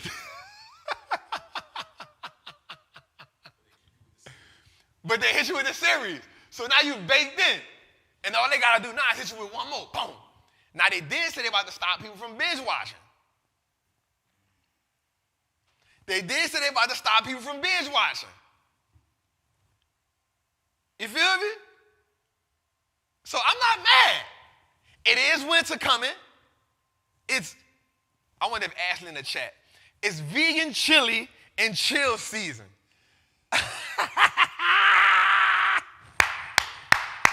Hey, it's vegan chili and chill season, bruh. You feel me? Can we snuggle with the vegan chili? Jose, can the people snuggle with the vegan chili? Can the people snuggle with the vegan chili? They can snuggle with the vegan chili, Jose. Vegan chili, snuggle, and you know what I'm saying? As long as you ain't eating the vegan oxtails, we all right. You heard? All right, Ash, I see your love. All right, so can we vegan chili and chill? You feel me? All right, so Netflix, man, but I'm not gonna lie, like here's what I believe, y'all, and I'm gonna keep it real. Again, I will be the first to say that I don't think that Netflix will get to that 700 price tag no time soon. But I will say somebody like Mark Zuckerberg, somebody like Reed Hastings, you can't count those guys out. You can't count, this guy put Blockbuster out of business, yo. Right? I don't think you can count them out, but what I will say is it takes some time. Like, think about this. If I'm in a fight and you hit me with a good lick, boom, it may take me 2 rounds to recover because I'm reacting in real time. You know what I'm saying? It's easy for you to be on the sideline talking about he out of it. I ain't gonna lie, I'm like, yo, they're not gonna get back to 7. I don't see them getting back to the 700, but what I did say, you can't count Reed Hastings out. You know what I'm saying? Now, I don't think they'll get back to the 700. I don't think they'll get back to that 700. I think now the competition is too thick. There's too many options. The average consumer will have 3 channels. Will you be one? Now, here's the thing I don't know. People do not like ads. You hit the button. I get on, yeah, you hitting the button. So the $7.99 price is cool, but at what point do people say, I'm not paying $7.99 for these ads? Now, here's the thing. Here's the dope about it. After the $7.99, do you unsubscribe or do you upgrade? That's the challenge. Put it in the chat for me right quick. Do you unsubscribe for the $7.99 or do you upgrade? Put that in the chat for me. Talk to me. Talk to me. Talk to me. Talk to me. Do you unsubscribe? Do you get tired? Because you're going to get tired of the ads, right? You're going to get tired of the ads. So, do you, somebody say, create a new email. See, that's black people for you. That's the shit I be talking about right there. That's the shit I be talking about right there. Mug got 15 emails, yeah?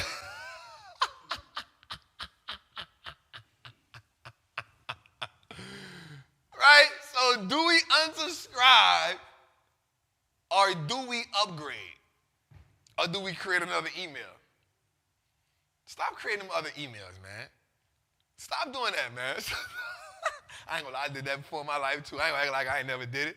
Listen, you do what you gotta do when you gotta do it. In the wild words of my dog, Juvie. You feel me? All right, man, let's move forward, man. Let's go, y'all. So, a company I like, Goldman Sachs.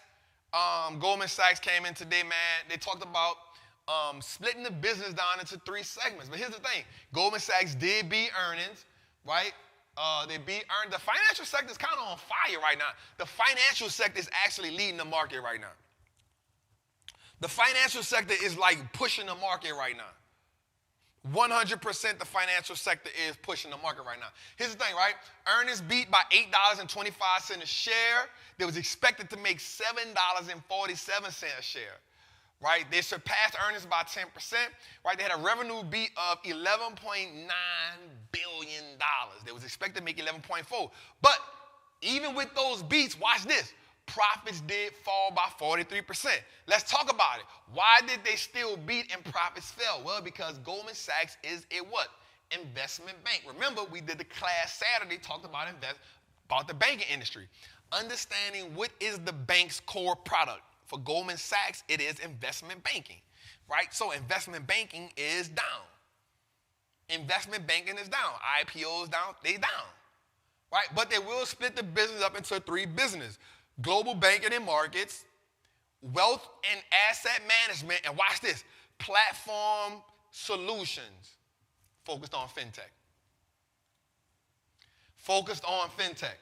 Remember, they got the deal with Apple. They're going to come out with better fintech. That's why I'm talking to y'all about fintech. Like financial technology, 100% is a thing, y'all. I'm going to stand on that, man. I'm going to stand. Right now, it ain't happening because of what's going on, but man, financial technology, man, watch. Just watch. All right, man, let's go, man. Let's go, man. Let's go, man.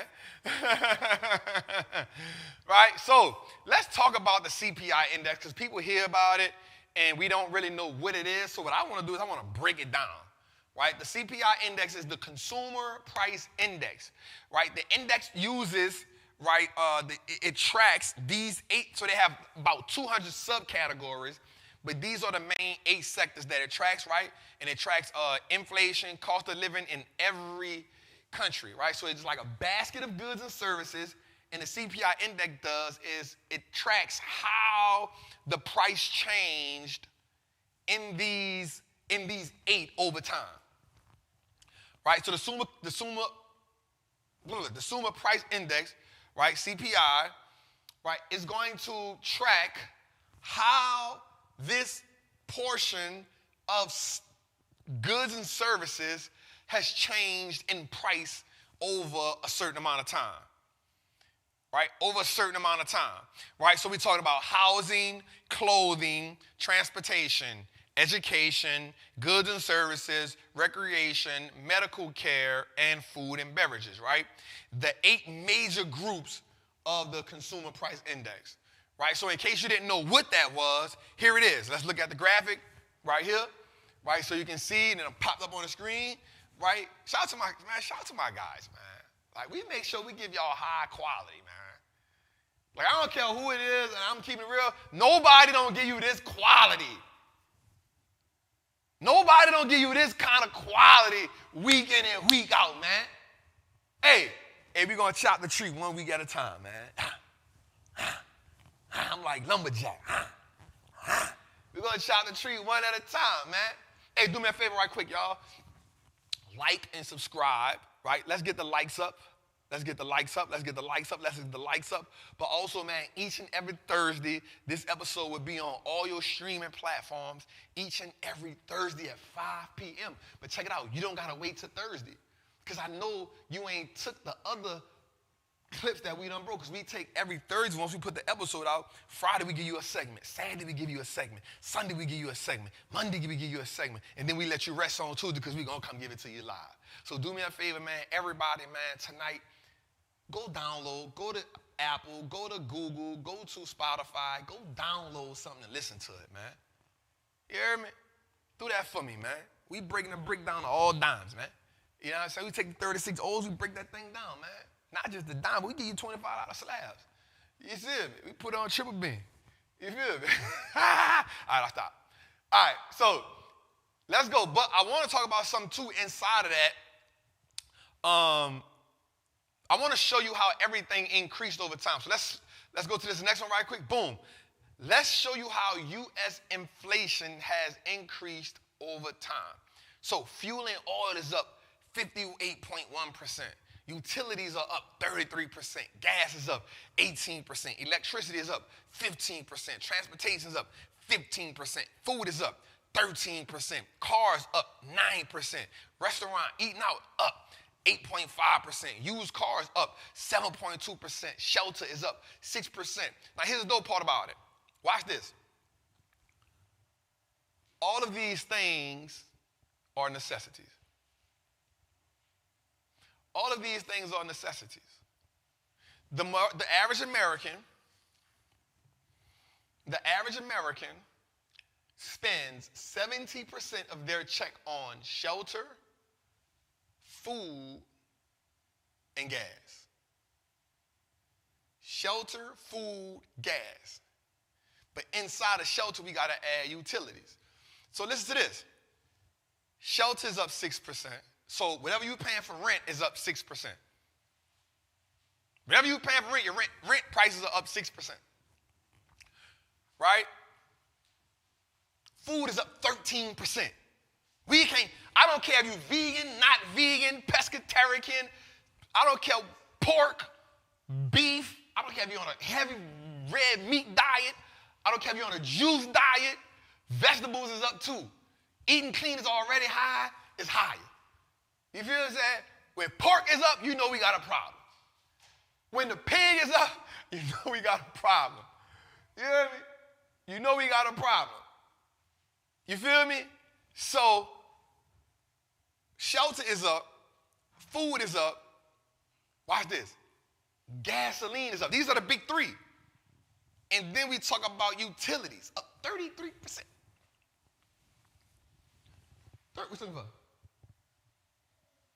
Charger? It's up 33%.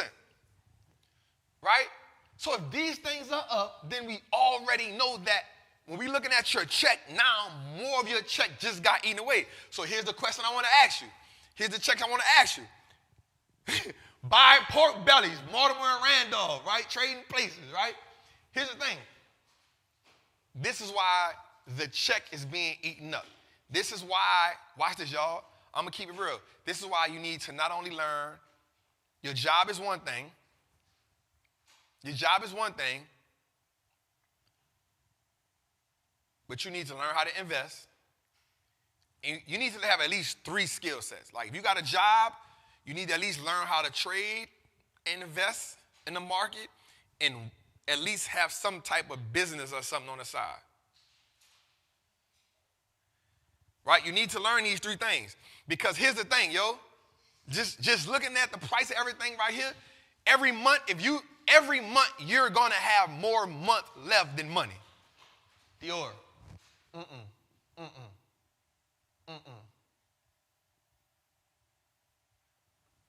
Every month you're going to have more month left than money.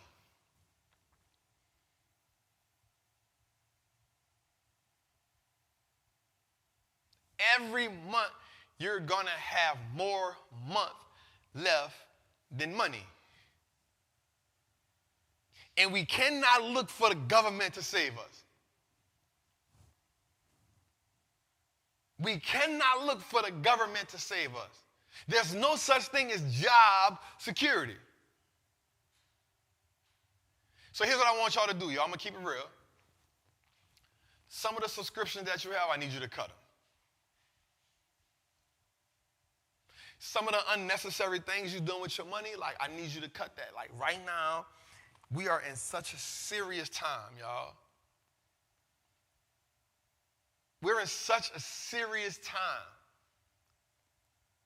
And I keep telling y'all over and over again, a recession doesn't affect the people at the top. It affects the people in the bottom and the middle class.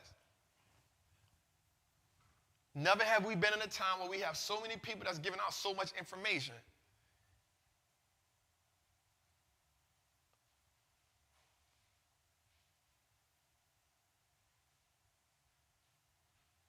So we need to, I don't care if it ain't me. I'm going to keep it real. It don't got to be me. It don't got to be Trapp.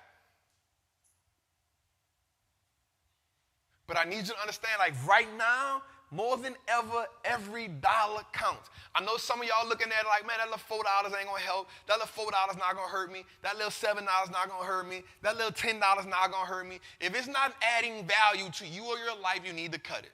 You watch too much TV anyway. You can get on YouTube and watch us for free.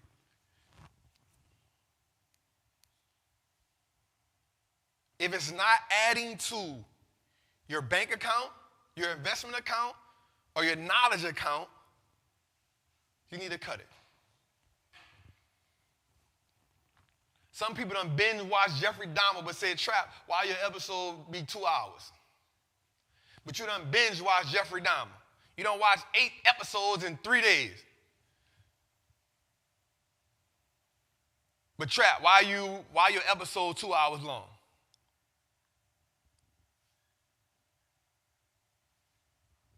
You done binge watch P-Valley.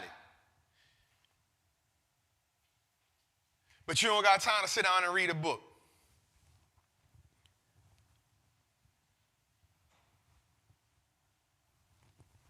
You on Twitter and Instagram and Facebook every day asking, yo, what's a good series I can binge watch?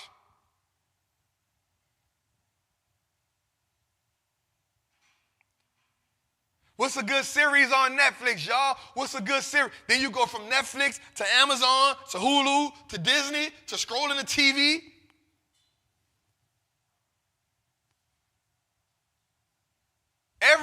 You going from show to show.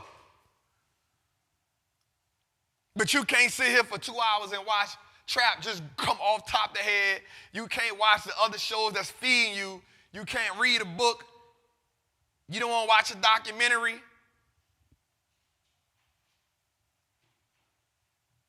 That's too much like right. Trapp, I don't got time to research a company, but you can scroll Instagram. This is the thing right here. You do this. You get lost in this for 20, 30 minutes. Damn, my bad, I'm scrolling the TV. Damn, that's 30 minutes you could have been reading a book. That's 30 minutes you could have been looking at an old episode of Trappin' Tuesdays. That's 20, 30 minutes you could have been listening to a podcast.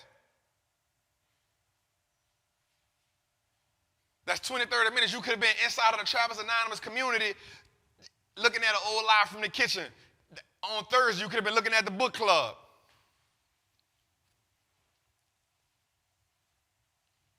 So it's not that you don't have the time, it's being able to say, what do you do with your time? When I unfollow everybody right now on my Instagram, you go to my Instagram, I follow TD Jakes, a woman that talks about parenting, and about 9 fitness people and 2 juicing people. You know why? Because that's where I'm at in my life. So when I get on Instagram, I want to hear TD Jakes talk to me about what TD Jakes got to talk to me about. I want to see the man talk to me about juicing so I can get myself all the way right, how I need to get right. And I want to see different exercises from the workout people. I don't even got to scroll that long. All right, man. I don't even got to go on now.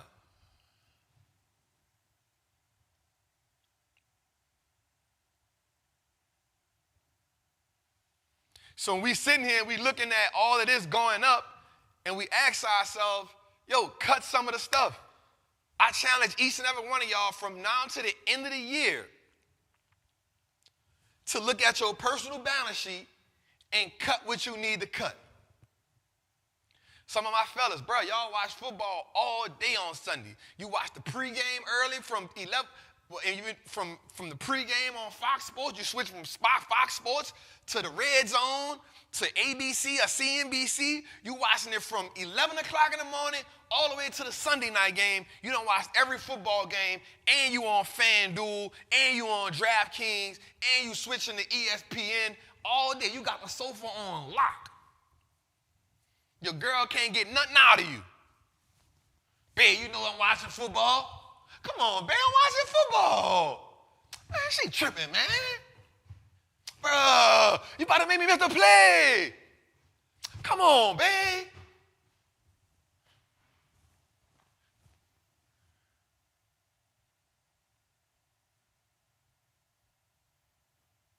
All day.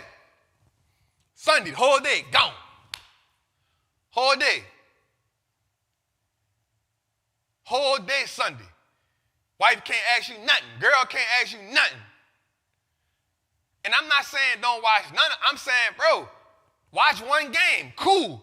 You don't watch every game. You don't watch the morning game, the middle game, and the night game. Then you don't watch the recap at night of all the games. You don't watch all the highlights. You don't watch all the talk shows. You don't watch everything. You don't watch it in the morning. They told you what they were looking for. You don't watch it all the evening games. You don't watch the night game. And you don't watch the last segment for the last hour where they recap the night games. And you did the same thing Saturday for college football.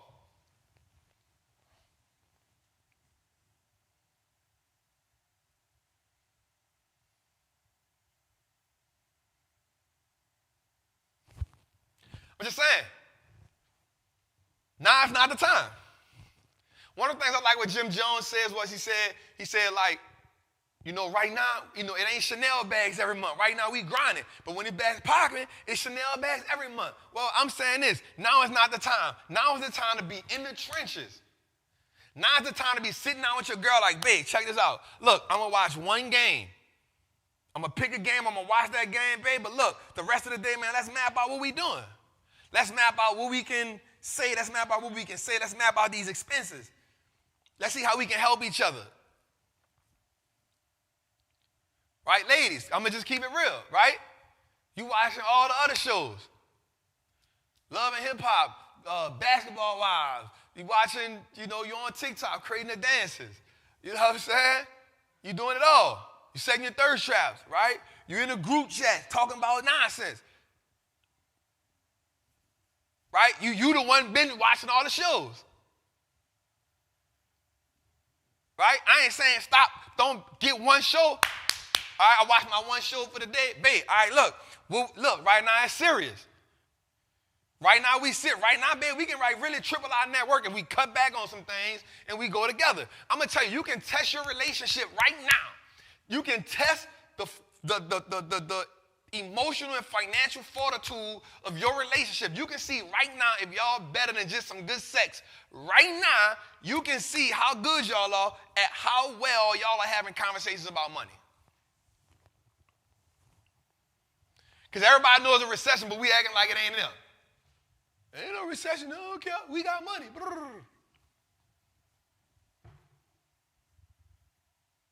Right? We acting like we ain't addressing the idea that all this stuff ain't up.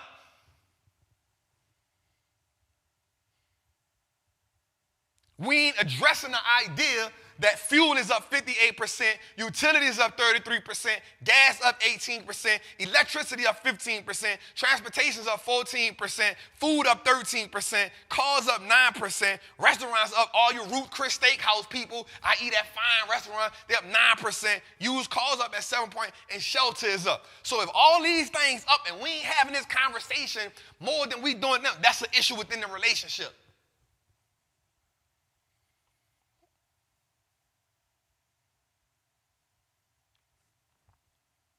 That's my babe. I love him. I love her. That's my girl. But we ain't talking about money. Man, you is a liability to me. If we understand the magnitude of the time we in right now and we ain't having this conversation, you a liability to me. If you ain't had the conversation with me, or if I ain't had the conversation to you, we ain't addressed this in the last 8 months, all we keep saying is, man, that shit high. You a liability to me, I'm a liability to you. We need to go our separate ways because somebody need to take what's going on in this world serious. And evidently, I ain't taking it serious enough for you, and you ain't taking it serious enough for me. All we doing is keeping each other down, and now every day we complain about shit being too high. But ain't none of us making an adjustment need to be made to make sure we can win.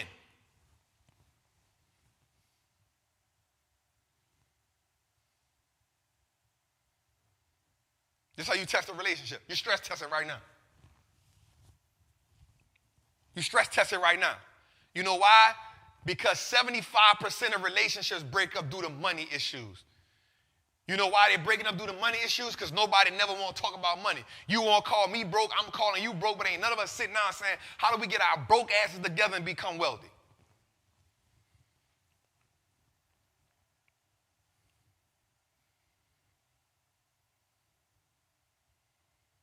How do we do it? How do we fix it? How do we fix it? It's time to take it serious. How do you change the game, yo? This is serious. This is serious. And what happens is the financial frustration show up in every way else. Now you whipping on your children. Now you agitated. Like what happens is now the checks ain't coming in how you wanted to come in. The overtime ain't coming in how you wanted to come in. And so now what happens is you frustrated with your children. You frustrated with your spouse. But nobody ain't really saying what they're frustrated about. But what happens is the stuff starting to pile up on top of each other. And now it's a big explosion when it happens. Now you whipping your children too hard. Now you calling somebody out their name. You in situations you don't want supposed to be in because you pounding stuff on top of each other. And now what happens is it implodes. Not explode, but it implodes. It happens from within. And when it happens from within, you don't know who you hurt on the outside.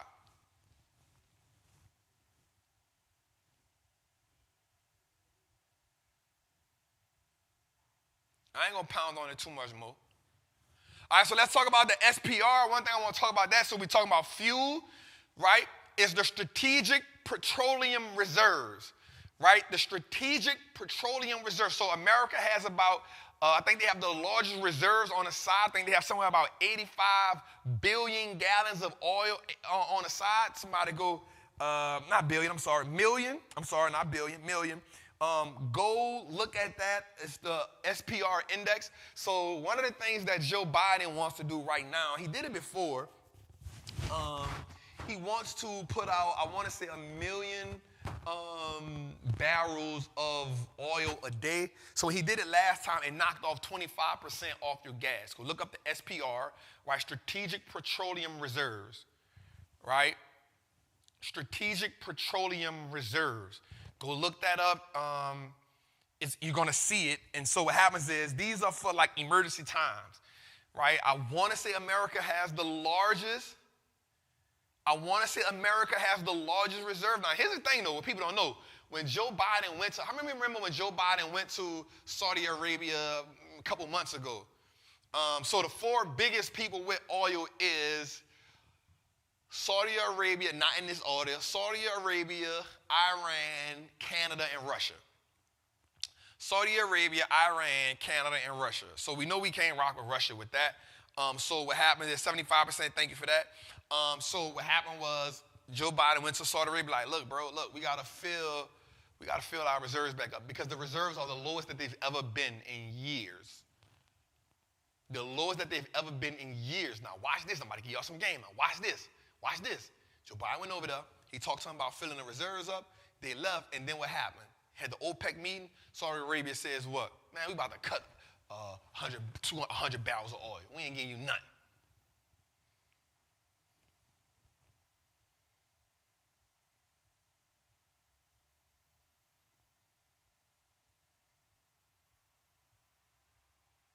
We ain't giving you nothing. Right? Forced the fist bump, boom, let's go, what's up? Then he double back, said, yo, we cutting it. That was like, whoa. That's what he went over there for. That's what he went over there for. He went over there and said, hey, yo, check this out. Our oil reserves are on low. Look, help us out. Let's help us, help me fill this up right quick. We ain't got no beef, y'all ain't got no beef, let's help this out. Let's do this. He like, all right, cool, we know it's all love. Look, the Saudis play ball. They play ball. Nah, man, we ain't doing it. Venezuela too, but they're not in the top 4. Venezuela is definitely not top 4, right? But Venezuela too.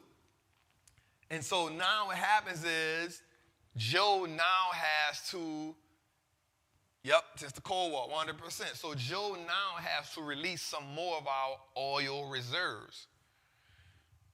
So now it may take a little bit off of the gas because he wants to ease tension. But here's the thing, y'all. That now puts us in another. So what happens is we're in a situation where we're robbing Peter to pay Paul.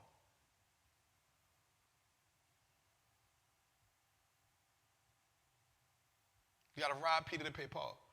The oil reserves have never been this low before, and so now we're going to listen to him talk about the SPR, which is the Strategic Petroleum Reserves. He's going to have a meeting about that. So let's listen to that. We need to listen to that. We need to pay attention to that. There's a meeting coming up about that. I want to say Friday. We definitely need to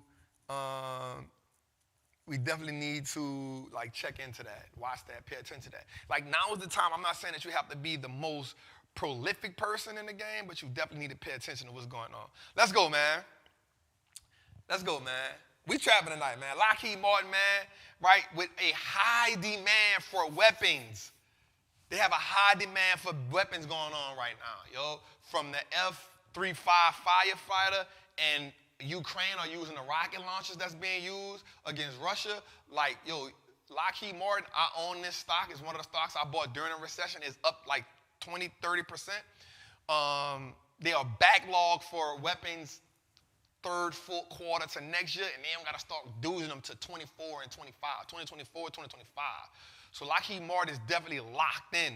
They beat heavy on the earnings. They beat heavy on the revenue, right? But watch this, y'all. They have a $14 billion stock buyback. That sent the stock crazy today once they said that, right? And so I listened to the CEO today. I like Lockheed Martin. It's another boring company. This is a boring company that I like. They have a price target about $4.10 on them. And when a company buys back stock, that actually adds value to us as the shareholders. Also, they're a great company for a dividend. I like Lockheed Martin, man. Let's go, man. Roll that beautiful bean footage, man. All right, so check this clown out. The CEO from Nikola, right? And so this is why I'm not, like the EV space is so hard, but this clown, Trevor Milton, got found guilty of 2 counts of equity fraud and 2 counts of wire fraud. He faces up to 25 years in jail, right? The clown actually, look at one of the things he did, man. He put the Nikola truck on top of the hill. He put the truck on the top of the hill, had somebody in the truck, and filmed the truck going downhill acting like the truck worked. The dude became a billionaire overnight. Stock got up to $92. Everybody up here talking about, Nikola, the next Tesla. They're the next Tesla. No, they're not. So we got to be calm. We got to be, but he did something. Yo, check this out. He still owns stock of the company. They parted ways with him, but the company actually has they have a $175 million lawsuit against them that they got to pay for, but they did take him off the board. But he's a clown. He's a clown. He did it all for the love of money. Next week, let's roll, man. We involved right now. All right, now, listen, man. Rolls-Royce announces the first electric vehicle of their brand. They're trying to go fully electric by 2030. The car gets 230 miles if it's fully charged. It has 577 horsepower. It can go from 0 to 60 in 4.4 seconds. It has a price tag of $400K. Yay! Come on, Rolls-Royce. Golly. They did it with the coupe. So it's the coupe. Actually, it has LED lights in the front of it, man. It is an amazing vehicle. Right now, they have 400 people in the United States who've already put down payments on a car already. 400 people have already put down payments on the car already. The man said the backlog is filling up fast for him. I think they want to produce about 10,000 of these, if I'm not mistaken. They want to produce about 10,000 of these. So I'm not mad at it, man. It's an amazing car. You know, Rolls-Royce is a dominant brand. So it's actually going to be the most expensive car, the most expensive EV out right now. Is going to be the most expensive EV out right now in the market. It's supposed to come out next year with Rolls-Royces being on backlog with supply chain issues. But hey, I'm not mad at it, man. Check out, man. Let's go, man. All right, so let's get into this right quick, man. Here's 5 things that I want you to understand in this market. Right, I want you to understand the rate hike in November. I want you to pay attention to that. I think we'll get 50%. I don't think we'll get 75. I think we'll get 50. Right, I don't think we'll get 75. I think we'll get 50. I want you to understand that the midterm election is important. I want you to understand that the midterm election is important. Here's why. In 2018, stocks dropped by 6.2% during the midterm election. Right, the second year after a presidential term, right, follows a predictable pattern. The average stock returns in the second year of a presidential return. During the second and third quarter, the stock usually dips. The stock market usually dips. Right? So during that second term, I won't say term, the second year of the presidential term. So this is his second year. So usually that second year, the market usually has a decline and then a dip in it. And usually that second, third quarter of that second year are the most harshest quarters, followed by a rebound the first quarter of the next year. That's just history, right? That's 68% of the time. The stock market usually sells off during midterm elections, right? Historically, it sells off during midterm elections, and then, you know, after that, it bounces back. So only thing I'm saying right here is we're looking at the midterm election is important. Just historically, I like to follow the data. I like to see what the data does. Data isn't always 100%, right? Data is usually somewhere between 70, 68, and 80% correct, right? I always have wiggle room, but I always like to follow the data and so I can educate myself on what's going on. And my goal is to educate you each and every Trappin Tuesday. Another thing we got to look for is quadruple winching, right, which happens 4 times a year, right? We're looking for the next winching December the 16th. Right, so quadruple winching happens on 4 different types of contracts. Right, it happens on stock index futures, it happens on stock index options, it happens on stock options, and single stock futures. The 4 different times: stock index futures, stock index options, stock options, and stock options futures. I'm sorry, single stock future. This is the date which options contracts expire simultaneously, right, all at once, and it can cause extreme volatility in the market. right? So we definitely want to pay attention to that on December the 16th, quad winching. If you ever took my options masterclass, you know we love quad winching because 5 to 10 days after quad winching, as my girl Khadija said, this is where the magic happens at. Right? The next one is macroeconomics. We definitely need to pay attention to that, to what's going on in the economy.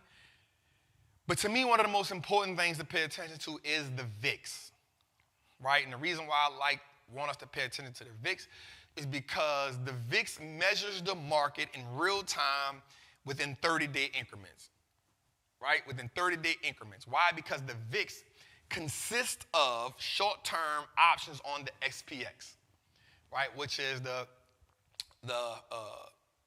S&P. Right? So the VIX has short-term options contracts on the SPX. Now, what you need to understand about the VIX is this. When stocks fall, the VIX goes up. When stocks fall, the VIX goes up. When stocks go up, the VIX goes down because the VIX is measuring volatility. How quick stocks are. I want y'all to take y'all time and listen to me right here because there's going to be some game I'm about to give y'all, right? This is some real game I'm about to give y'all. I'm going to say this again. Jose, make sure this is a clip, right? So we pay attention to the VIX because the VIX measures the market in real time in 30-day increments, right? Remember I told you the market is a forward-looking mechanism, right? So it consists of short-term options in the SPX, right? So when stocks fall, the VIX goes up. When the stocks go up, the VIX goes down. Now, watch this. The VIX above 30 suggests that we are in high volatility, right? The VIX above 40 represents we're in a sharp recession. Now, watch this. There's a thing called the rule of 16, right? There's a thing called the rule of 16. If you divide the daily VIX by 16, this is the suggested movement in the market, right, that is going to happen next, right? Now, think about this. Why the number 16? So 16 is the square root of the number of trading days in a year. So there's 252 trading days in a year. The square root of that is 16, right? So 16, there's the thing called the rule of 16. If you're a trader, especially an options trader, you truly need to pay attention to this, right? You truly need to pay attention to this. Right? Because this can help you in a lot of ways. It's not a secret. It's not a secret or nothing. If you're a trader, this is one of the tools that you should use. Right? If you're a trader, this is one of the tools that you should use. Right? So I wrote this out for you because I said this is important. Right? So again, anytime the VIX is above 30, we're experiencing high volatility. It's saying we're going to have high volatility. Right? If the VIX is above 40, that means we're in a sharp recession. Sharp recession. Sharp recession. Now, here's the thing called a rule of 16. You can go look this up, but I'm breaking it down for you so you can understand it. That way, once you see it, when you go read it, you can say, okay, Trapp told me this. Boom, now I can make 2 and 2 make sense. Right? So if you divide the VIX by 16. Why 16? 16 because 16 is the square root of how many trading days we have in a year. 252 trading days. The square root of 252 is 16. Right, so here's what happens. Now, this is the suggested what the market will go up or move by next. So let's think about it. If the level is at 16 and we divide 16 by itself, we get to 1. So we're expecting now the market to move by 1%. Right? If the VIX is at 24, then we suggest the market to move by 1.5%. Right? If the market is 32, now we're expecting the market to move by 2%. If the VIX is 48, we're expecting the market to now move by 3%. Now, Trapp, how can this help me? Well, if you're an options trader, this can now help you do this. It can help you now select options prices and find entry and exit movements. Why? Because 2/3 of the time, not 100% of the time, but 2/3 of the time, the market will abide by the rule of 16. Pooh! God! Like they say in the hood, put that in your pipe and smoke it. Now, here's some key takeaways of what I gave you, right? Understanding how to use the VIX to help you indicate how high the next move in the market might be. Remember, it is not an exact indicator, but what it is a tool to help you find perspective. It is a tool to help you find perspective. That's all it is. It's not a, this is a 100% of the chance. This is just a tool to help you find perspective. This is what big investors use. This is what hedge funds use. This is what most traders should use. And so if you got somebody that's teaching you, options, like I'm not a day trader.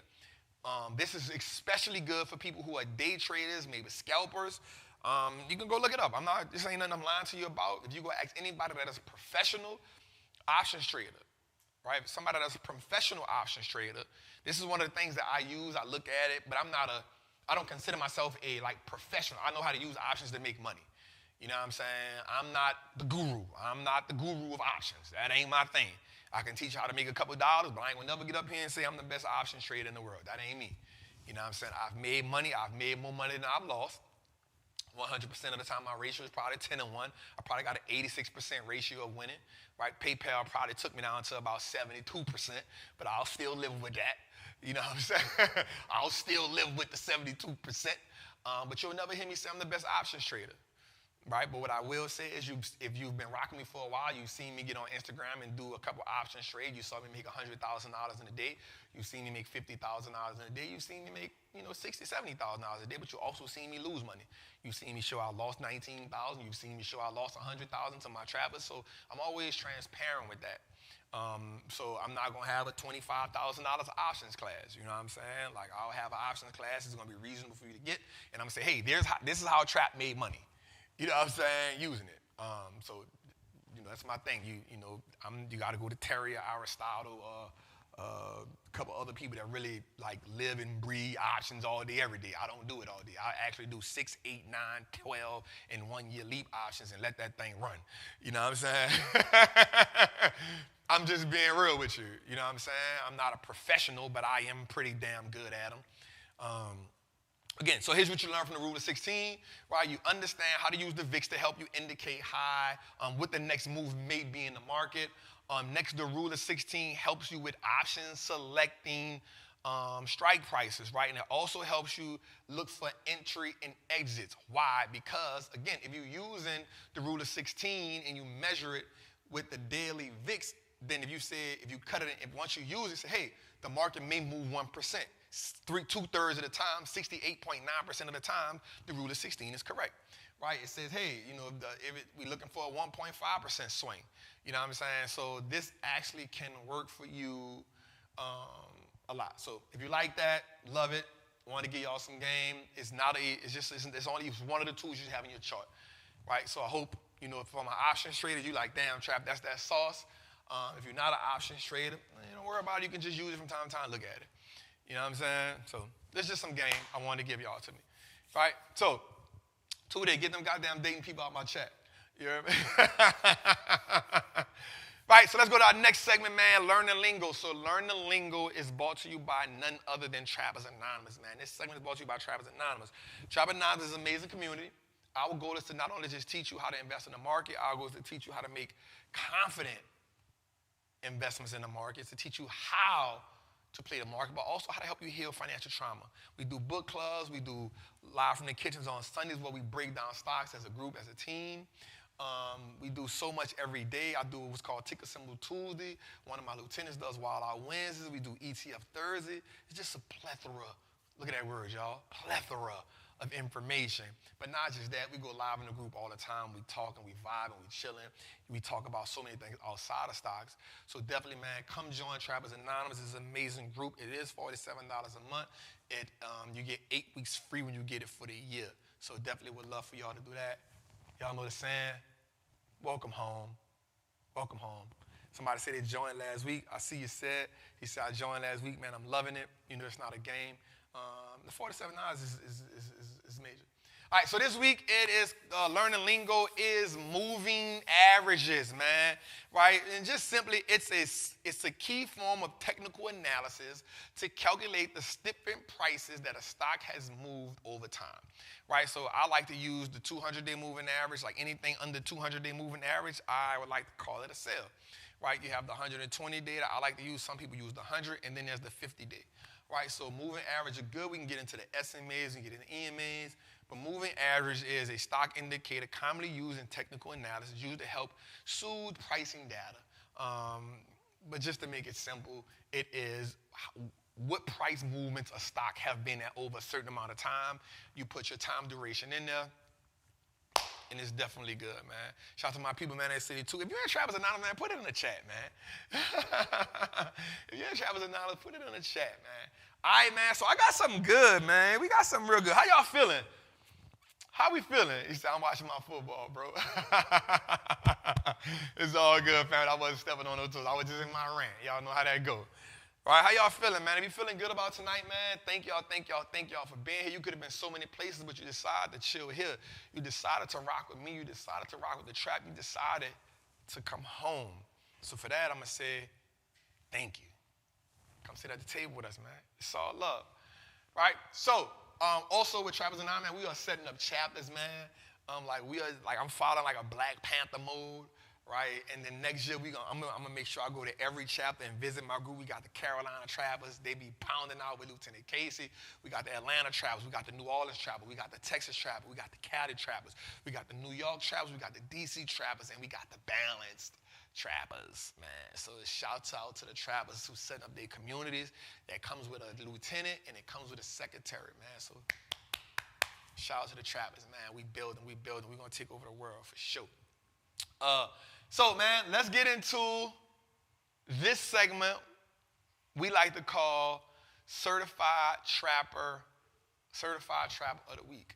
So this Certified Trapper Week is amazing. Right? I like to find these gems, right? So it is Mary Ellen Pleasant. Yo, why shouldn't I talk to y'all about her? Why shouldn't I talk to y'all about her? Right? 19th century entrepreneur, financer, real estate mogul, and abolitionist. She was arguably the first self-made millionaire in African-American heritage, preceding Madam C.J. Walker by decades. Check it out. So she was married to a guy who was pretty wealthy, right? But she identified herself as a capitalist by profession. In 1890, her aim was to earn as much money as she could to help people escape slavery, to help people eat, to help people get transportation, to help people with housing to survive. She worked on the Underground Railroad and expanded it out west to California during the Coal Rush.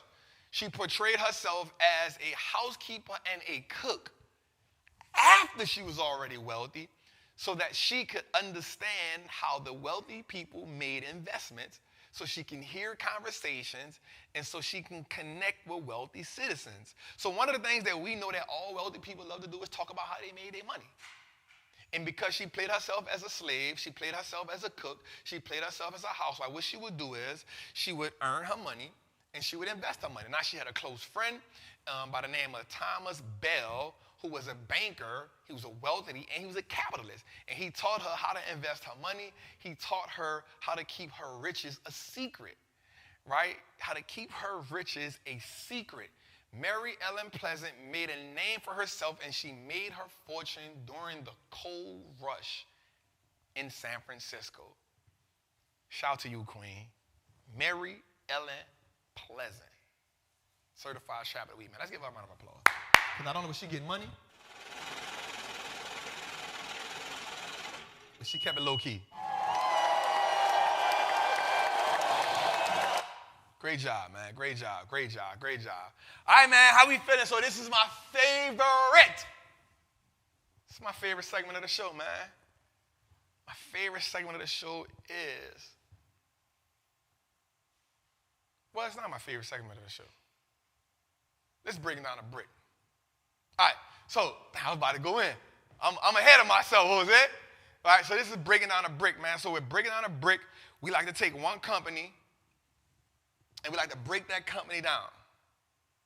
And when we break that company down, we like to see the different components of that company.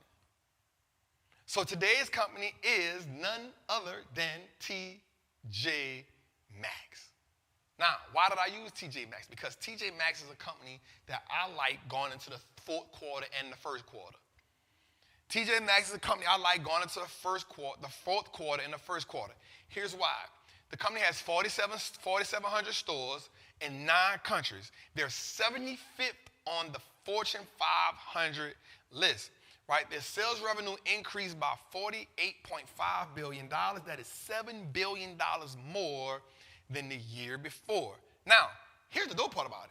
They plan to increase profitability at $60 billion for each company that it owns. Watch this, y'all. Look at the companies that TJ Maxx owns. TJ Maxx, Marshalls, Home Goods, Sierra, Winners, Home Sense, and TK Maxx.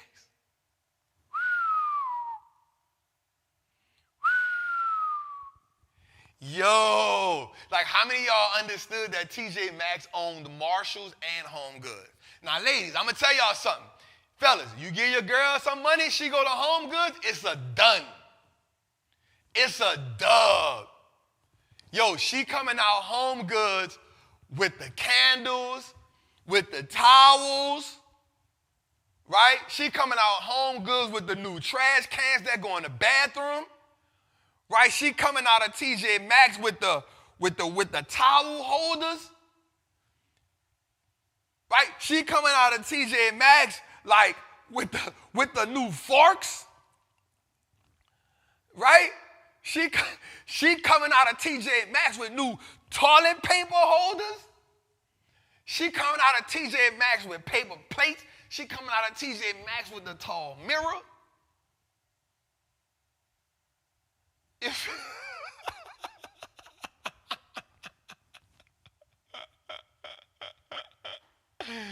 She coming out of TJ Maxx with the new rugs for the bathroom.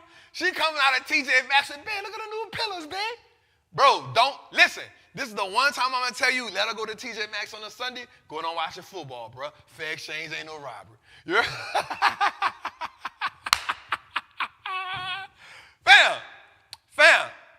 Fam, listen to me. Tell her go to see TJ Maxx while on a Sunday while you watching the game. You feel me? I don't care who you is. If you got decorative towels in your house, I'm wiping my hands on them.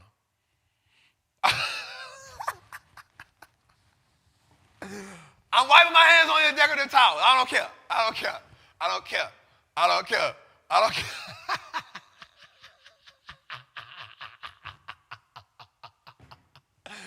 Man, I don't care. If you got the decorative towels in there, I'm wiping my hands on them. I don't care. I'm glad.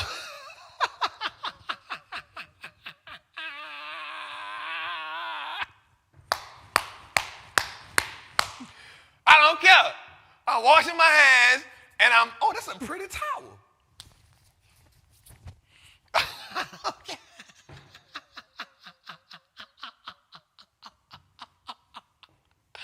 I don't care.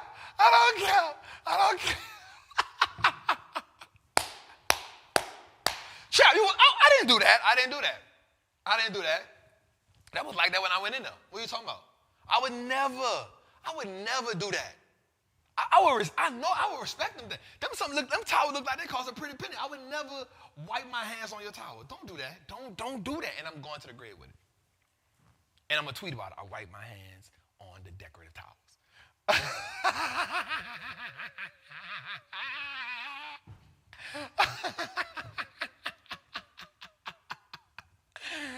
Ain't neither. I ain't never do it, I promise. Ain't neither. Aunt Glo, ain't neither. I promise. I'm just talking. I ain't never wipe my hands on y'all decorative towels. I promise. Ain't eat up. Ain't glow. I ain't never wipe my hands on the decorative towels on the left-hand side, but I ain't never did it. I ain't never did it.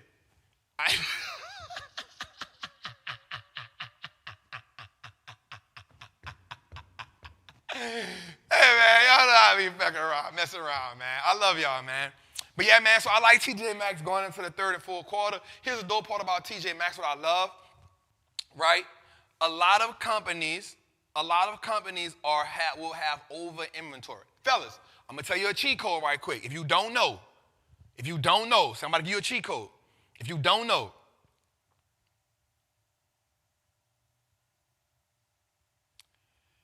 if you like wearing polo tank tops and polo boxes, you can get them at Marshall's for the low. And it's not knockoff. It's not knockoff. It's over inventory. It's not knockoff. It's not knockoff. It's over inventory. You can go to Marshall's and get your polo tank tops. Shout out to 1K likes, man. Let's go, y'all. I appreciate that, man. 1K likes, man. Let's go, man. Salute, man. Let's salute Jose. Y'all don't know how me and Jose really be studying these analytics, y'all. Like, we be studying these analytics like crazy, man. So definitely, you can go to TJ Maxx, you can go to Marshall, if you like polo tank tops, I think there's nothing better than a polo tank top and a polo boxer brief. That is the favorite thing I love to wear. Right? You can go to TJ Maxx, you can go to Marshall's and get the polo tank tops and the polo boxer briefs in the big pack for the low. And it's not knockoff. So shout out to TJ Maxx, shout out to Marshall's, man. Let's go, man. Let's go, man. Let's go, man. So now, man, we are into my favorite segment of the show. Now, here's what I want to say. Instead of, me and my team talked, and so instead of just giving me the email, if you find a wealth track that you think we can talk about this week, because I want to get y'all involved. Y'all support me, so I'm not just up here running it. What you can do is you can DM me and say, hey, Trapp, this is a great song for the wealth track. Because I answer all my DMs, right? You can DM me and say, hey, Trapp, this is a good song for the wealth track. I came up with that. I feel like that's a better way without overdoing my team, and I can take care of it, right? So, man, shout out to Unique. If you know, you know, right? Shout out to Unique, right? Because he's a gangster. You feel me? He did something dope on the show this week, right? He did something that was one of my moves, right? That was, listen. Today. Right? Unique did something real dope on the show this week that I like. That's one of my moves because I done been there before. Not with the mob, but I done been in that type of situation before. Right? So what he did was, man, he getting into it with his people. They getting into it. They try to get him life in prison. They hitting back and forth. But here's the one thing he said I ain't gonna do. Listen, just because I don't like them, I'm not about to help you kill them people. If I'm going to get at them people, I'm going to get at them people. Your beef ain't my beef. And if I tell you about them people, that make me a rat. I'm going to stand 10 toes down. The streets got to play the streets how the streets go. If you're going to be in it, he said, man, listen, I don't got nothing to do with that. That's between you and them people. I don't got nothing to do with that. And I respected that so much. Because here's why I respected that. Not even on a street level. Man, you can be so cool with somebody, and the minute y'all fall out, they start talking to the people that you was beefing with. The people you beefing with, now they friends. And they telling the people all the stuff about you that they ain't like, damn, fam. Like, it was all good just a week ago. I ain't going to talk trash about you. I'm going to just keep my peace and keep it going. And that's what I respect about that whole situation, just on a grand scale. Like, all right, me and you, like, bam, let's say me and Jose don't get it. We decide to part ways. Well, if me and Jose decide to part ways, guess what? If somebody who don't like Jose, this not an introduction for me and you to get cool. You feel me? This ain't an opportunity for me and you to get cool so I can tell you all the stuff that I don't like about Jose. That was my guy. For whatever reason, we ain't rocking right now. That's cool. Even if we don't rock no more, that's cool. But that ain't an invitation for me and you to get cool. Get from around here. Get from around here. Don't do me that. We was cool. It was all love. We was rocking, we was laughing, we had fun, we did our thing. The minute we ain't rocking no more, that's not an invitation for me and the op to get cool. I don't like you still. I don't like you still. I'm still not there with you. So don't come, bro, that ain't it. So when he did that, he was like, nah, bro, like, that don't got nothing to do with me and Rock. Or me and Rock brother. We ain't friends, we did business. You ain't did me a favor, we did business. Everything you did with me, I paid you for. You ain't give me no work, I paid you for that situation. You still put your tax on it for me. I paid you that gracefully. So we not, and I think one of the things that, this is big right here, y'all. I think one of the things that people do in life, they confuse business with friendships. You confuse business. You think just because you did business with somebody, y'all friends. No, that's a business deal. That's a business transaction. That ain't friendship, fam. That's a business transaction. I'm going to keep it real. I do business with people. We're not friends. We're cordial. We're not friends. It stops at the business thing. Nope, I'm not coming to that. Nope, we not doing that. We not about to laugh and kiki. I'm not about to let you talk about this person around me. Nope, that's not cool. Because I don't even want you to feel comfortable enough to talk to me about that person so you can go back and say, I said that in front of Trapp. Oh, no, you didn't. Like, I be putting people in weird situations, I remember something real sticky was going on, and I ain't going to get into it, but somebody called. I said, hold up, check this out. That's how you feel? Hold on. I called the person on the phone. I said, hey, look, I got him on the phone. Here you go. Yo, that thing got quiet. Real talk, Jose. That thing got like, oh. I said, listen, fam, the reason why I called so-and-so and so-and-so is because you had a lot to say about him.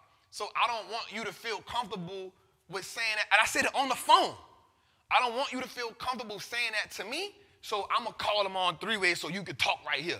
That way you can say that. And they, but it was awkward in the first. It was awkward when it first happened. It was like, Yeah, see? Don't swallow the frog, fam. Need some water? Right? Because, like, I come from a certain code, and I'm not trying to be up here like I'm super thug or nothing like that, but I come from a certain code where if me and a person is cool, right, I don't want another person to feel like you can't come talk to me about Jose. No, because I don't want Mad Day to come and you say, well, I said that the Trapp was right there. Now Jose looking at me all crazy. Like, damn, bro. I know we ain't eye to eye right now, but you let dude talk to me? Like, what kind of game? I thought you was a real one, Trapp. Swallow the frog, bro. Say that stuff. So I think one of the things you got to stop doing with people is you got to stop mixing business with friendship. Just because we do business together, we made money together, we impacted together, it don't mean we brothers. It don't mean we friends. We had a business deal. I respect you because I lead with respect. I want the respect back. I'm not going to never lead with disrespect. I'm going to lead with respect so you can give me respect so we can have a respectful transaction. I always tell my trappers the one thing. I want you to be proud that you rock with me. I never want you to have to justify why you rock with me. I always want my trappers to be proud, so I do everything with integrity. I do everything with respect. You're not going to talk about me behind this person back, and whatever I say here, I can say here. Yo, I said this is what I said, bro. That way you ain't go, nah, I'm built like that. Not saying I'm a tough guy, a rough guy, but I believe in doing things with integrity, and I believe in doing things with respect. And the one thing I will not do is argue with a woman. I'm going to just keep it real. I'm not arguing with no woman. We not about to be arguing back and forth. You won. I'm going to say what I got to say. You're going to say what you got to say, and then I'm going to just be quiet after that. You made your point. I made my point. It's time for us to be quiet. We don't need to keep going back and forth. We don't need to keep digging deep because now you trying to hurt me, and now I feel like I got to try to say something to hurt you. We not about to do that. Say what you got to say. I'm going to say what I got to say, and then we can just be quiet for a day or two. That's cool. We can have a cooling off period. That's all right. We can have a cooling off period. As a grown man, I don't think no grown man should find himself arguing with no woman.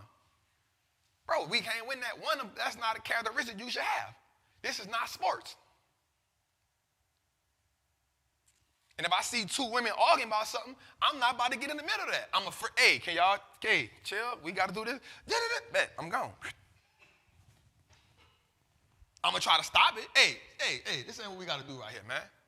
Tootie coming, y'all. He said we got time. All right. Right, Tootie said time. Tootie doing this. All right, listen. No man should argue with a woman, and no man should get in the middle of an argument with women. Ladies, if your man argue with you, don't go tell him, ain't no real man gonna argue with me. Don't say that. All right, but that ain't good.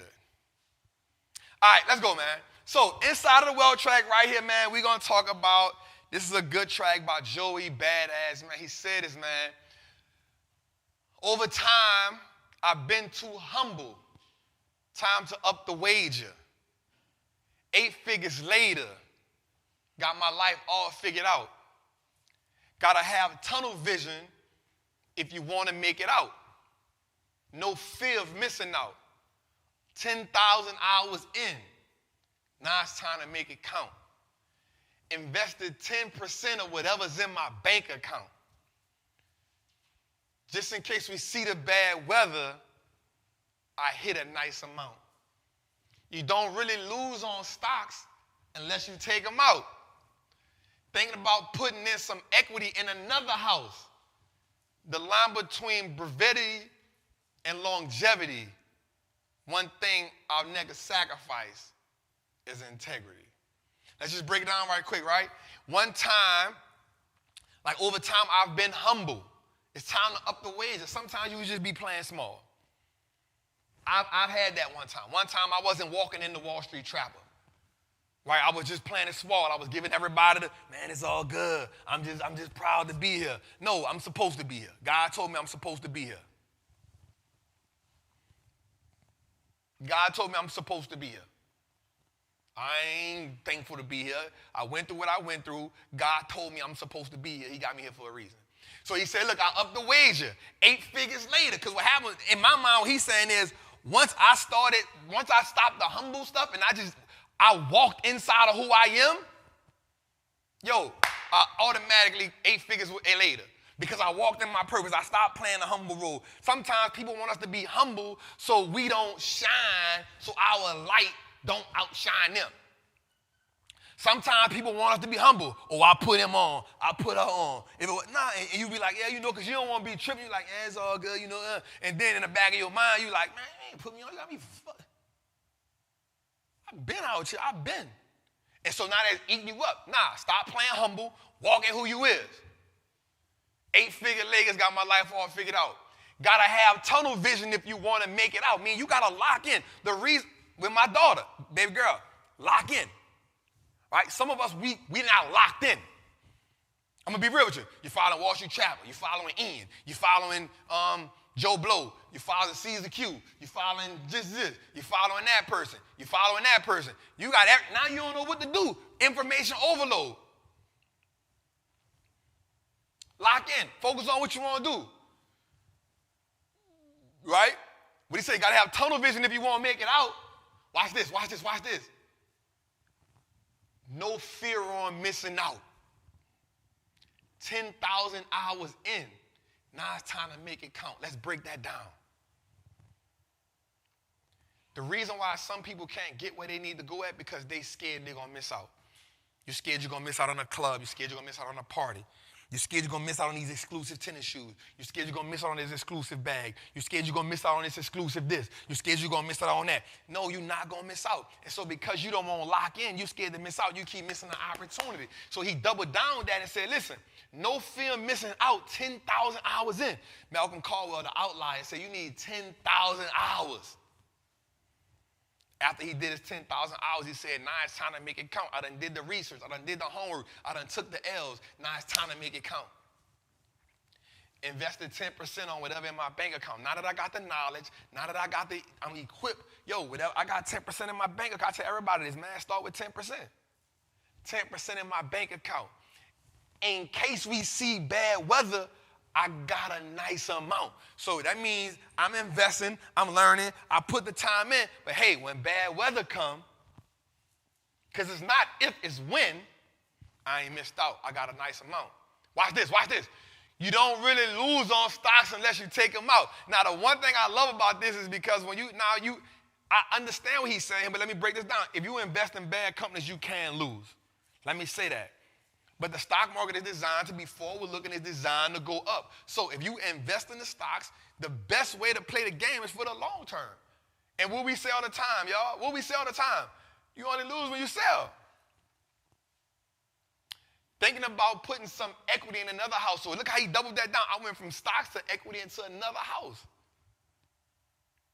The line between brevity and longevity means just making it clear and long term. And the one thing I'll never sacrifice is my integrity. Always do business with integrity.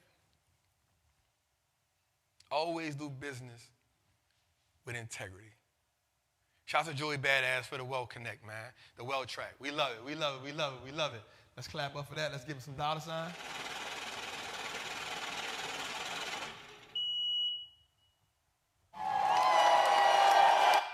And let's clap it up. So this is why I want to just chop it over with y'all right quick before we go, man. Thank you. I appreciate y'all. But let's just say this, man. True wealth is about freedom, information, and cash flow. What is your plan to achieve it? What is your mission after you've achieved it? What are your financial values? Your values give you clarity. So here's my question. Watch this. Do you trust your money? Do you trust your financial competence? Do you trust your monetary communication? Do you have the financial fortitude to achieve long-term wealth? As you go through different recessions and as you go through different bear markets, you have to learn to trust yourself. When I ask you, do you trust your money, I mean, can you have money right here and do you trust that you'll do the right thing with it?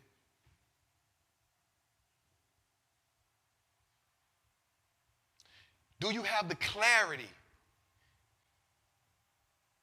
Do you have the clarity? The only way you can gain the clarity is you understand the values. So I ask you, what are the values that you have? What are the values that you have that give you clarity on where you're trying to go? The reason why you don't have clarity is because you don't know what it is that you stand on. The reason why you don't have clarity is because you don't know what it is that makes you who you are. Do you trust your monetary communication? Meaning, do you trust the conversations you have with your money? Do you see something you buy? Do you just buy it right then and there? Or do you let it go? Can you say, I have monetary communication? I know how to negotiate deals. I learned how to make great investments. I know how to be disciplined with myself when it comes to money. And what is your financial fortitude? Put in a tough situation, would you sell your stocks because the market is tough? People often make bad decisions in times of uncertainty. Who are you? What are you? What is your investment identity? I ask you that question because on the journey to building wealth, there's so many obstacles and there's so many hurdles. I ask you because as my Aunt Nita passes, I sit back and I ask myself now, where do I want the family to go? As I watch my Uncle Walter navigate us through these tough times, I was already willing to step up. I was already willing to say, Unc, what do I need to do to help? How can we navigate? What can I do, Unc? But I understood that it's not my time yet. It's my uncle time. But there will become a time when it's my time. And when it's my time, where will I take the family under my tutelage?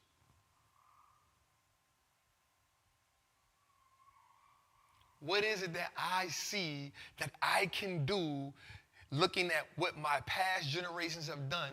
What can I do better because I have no more information? I'm in a better position at 40 than they were in 40. What is it that I can do now to start preparing the family? And my uncle told me something today that was important. He said, nephew, I'm not the oldest, but even the oldest come to me. And what that told me in that moment was, my uncle may be willing to pass me the baton.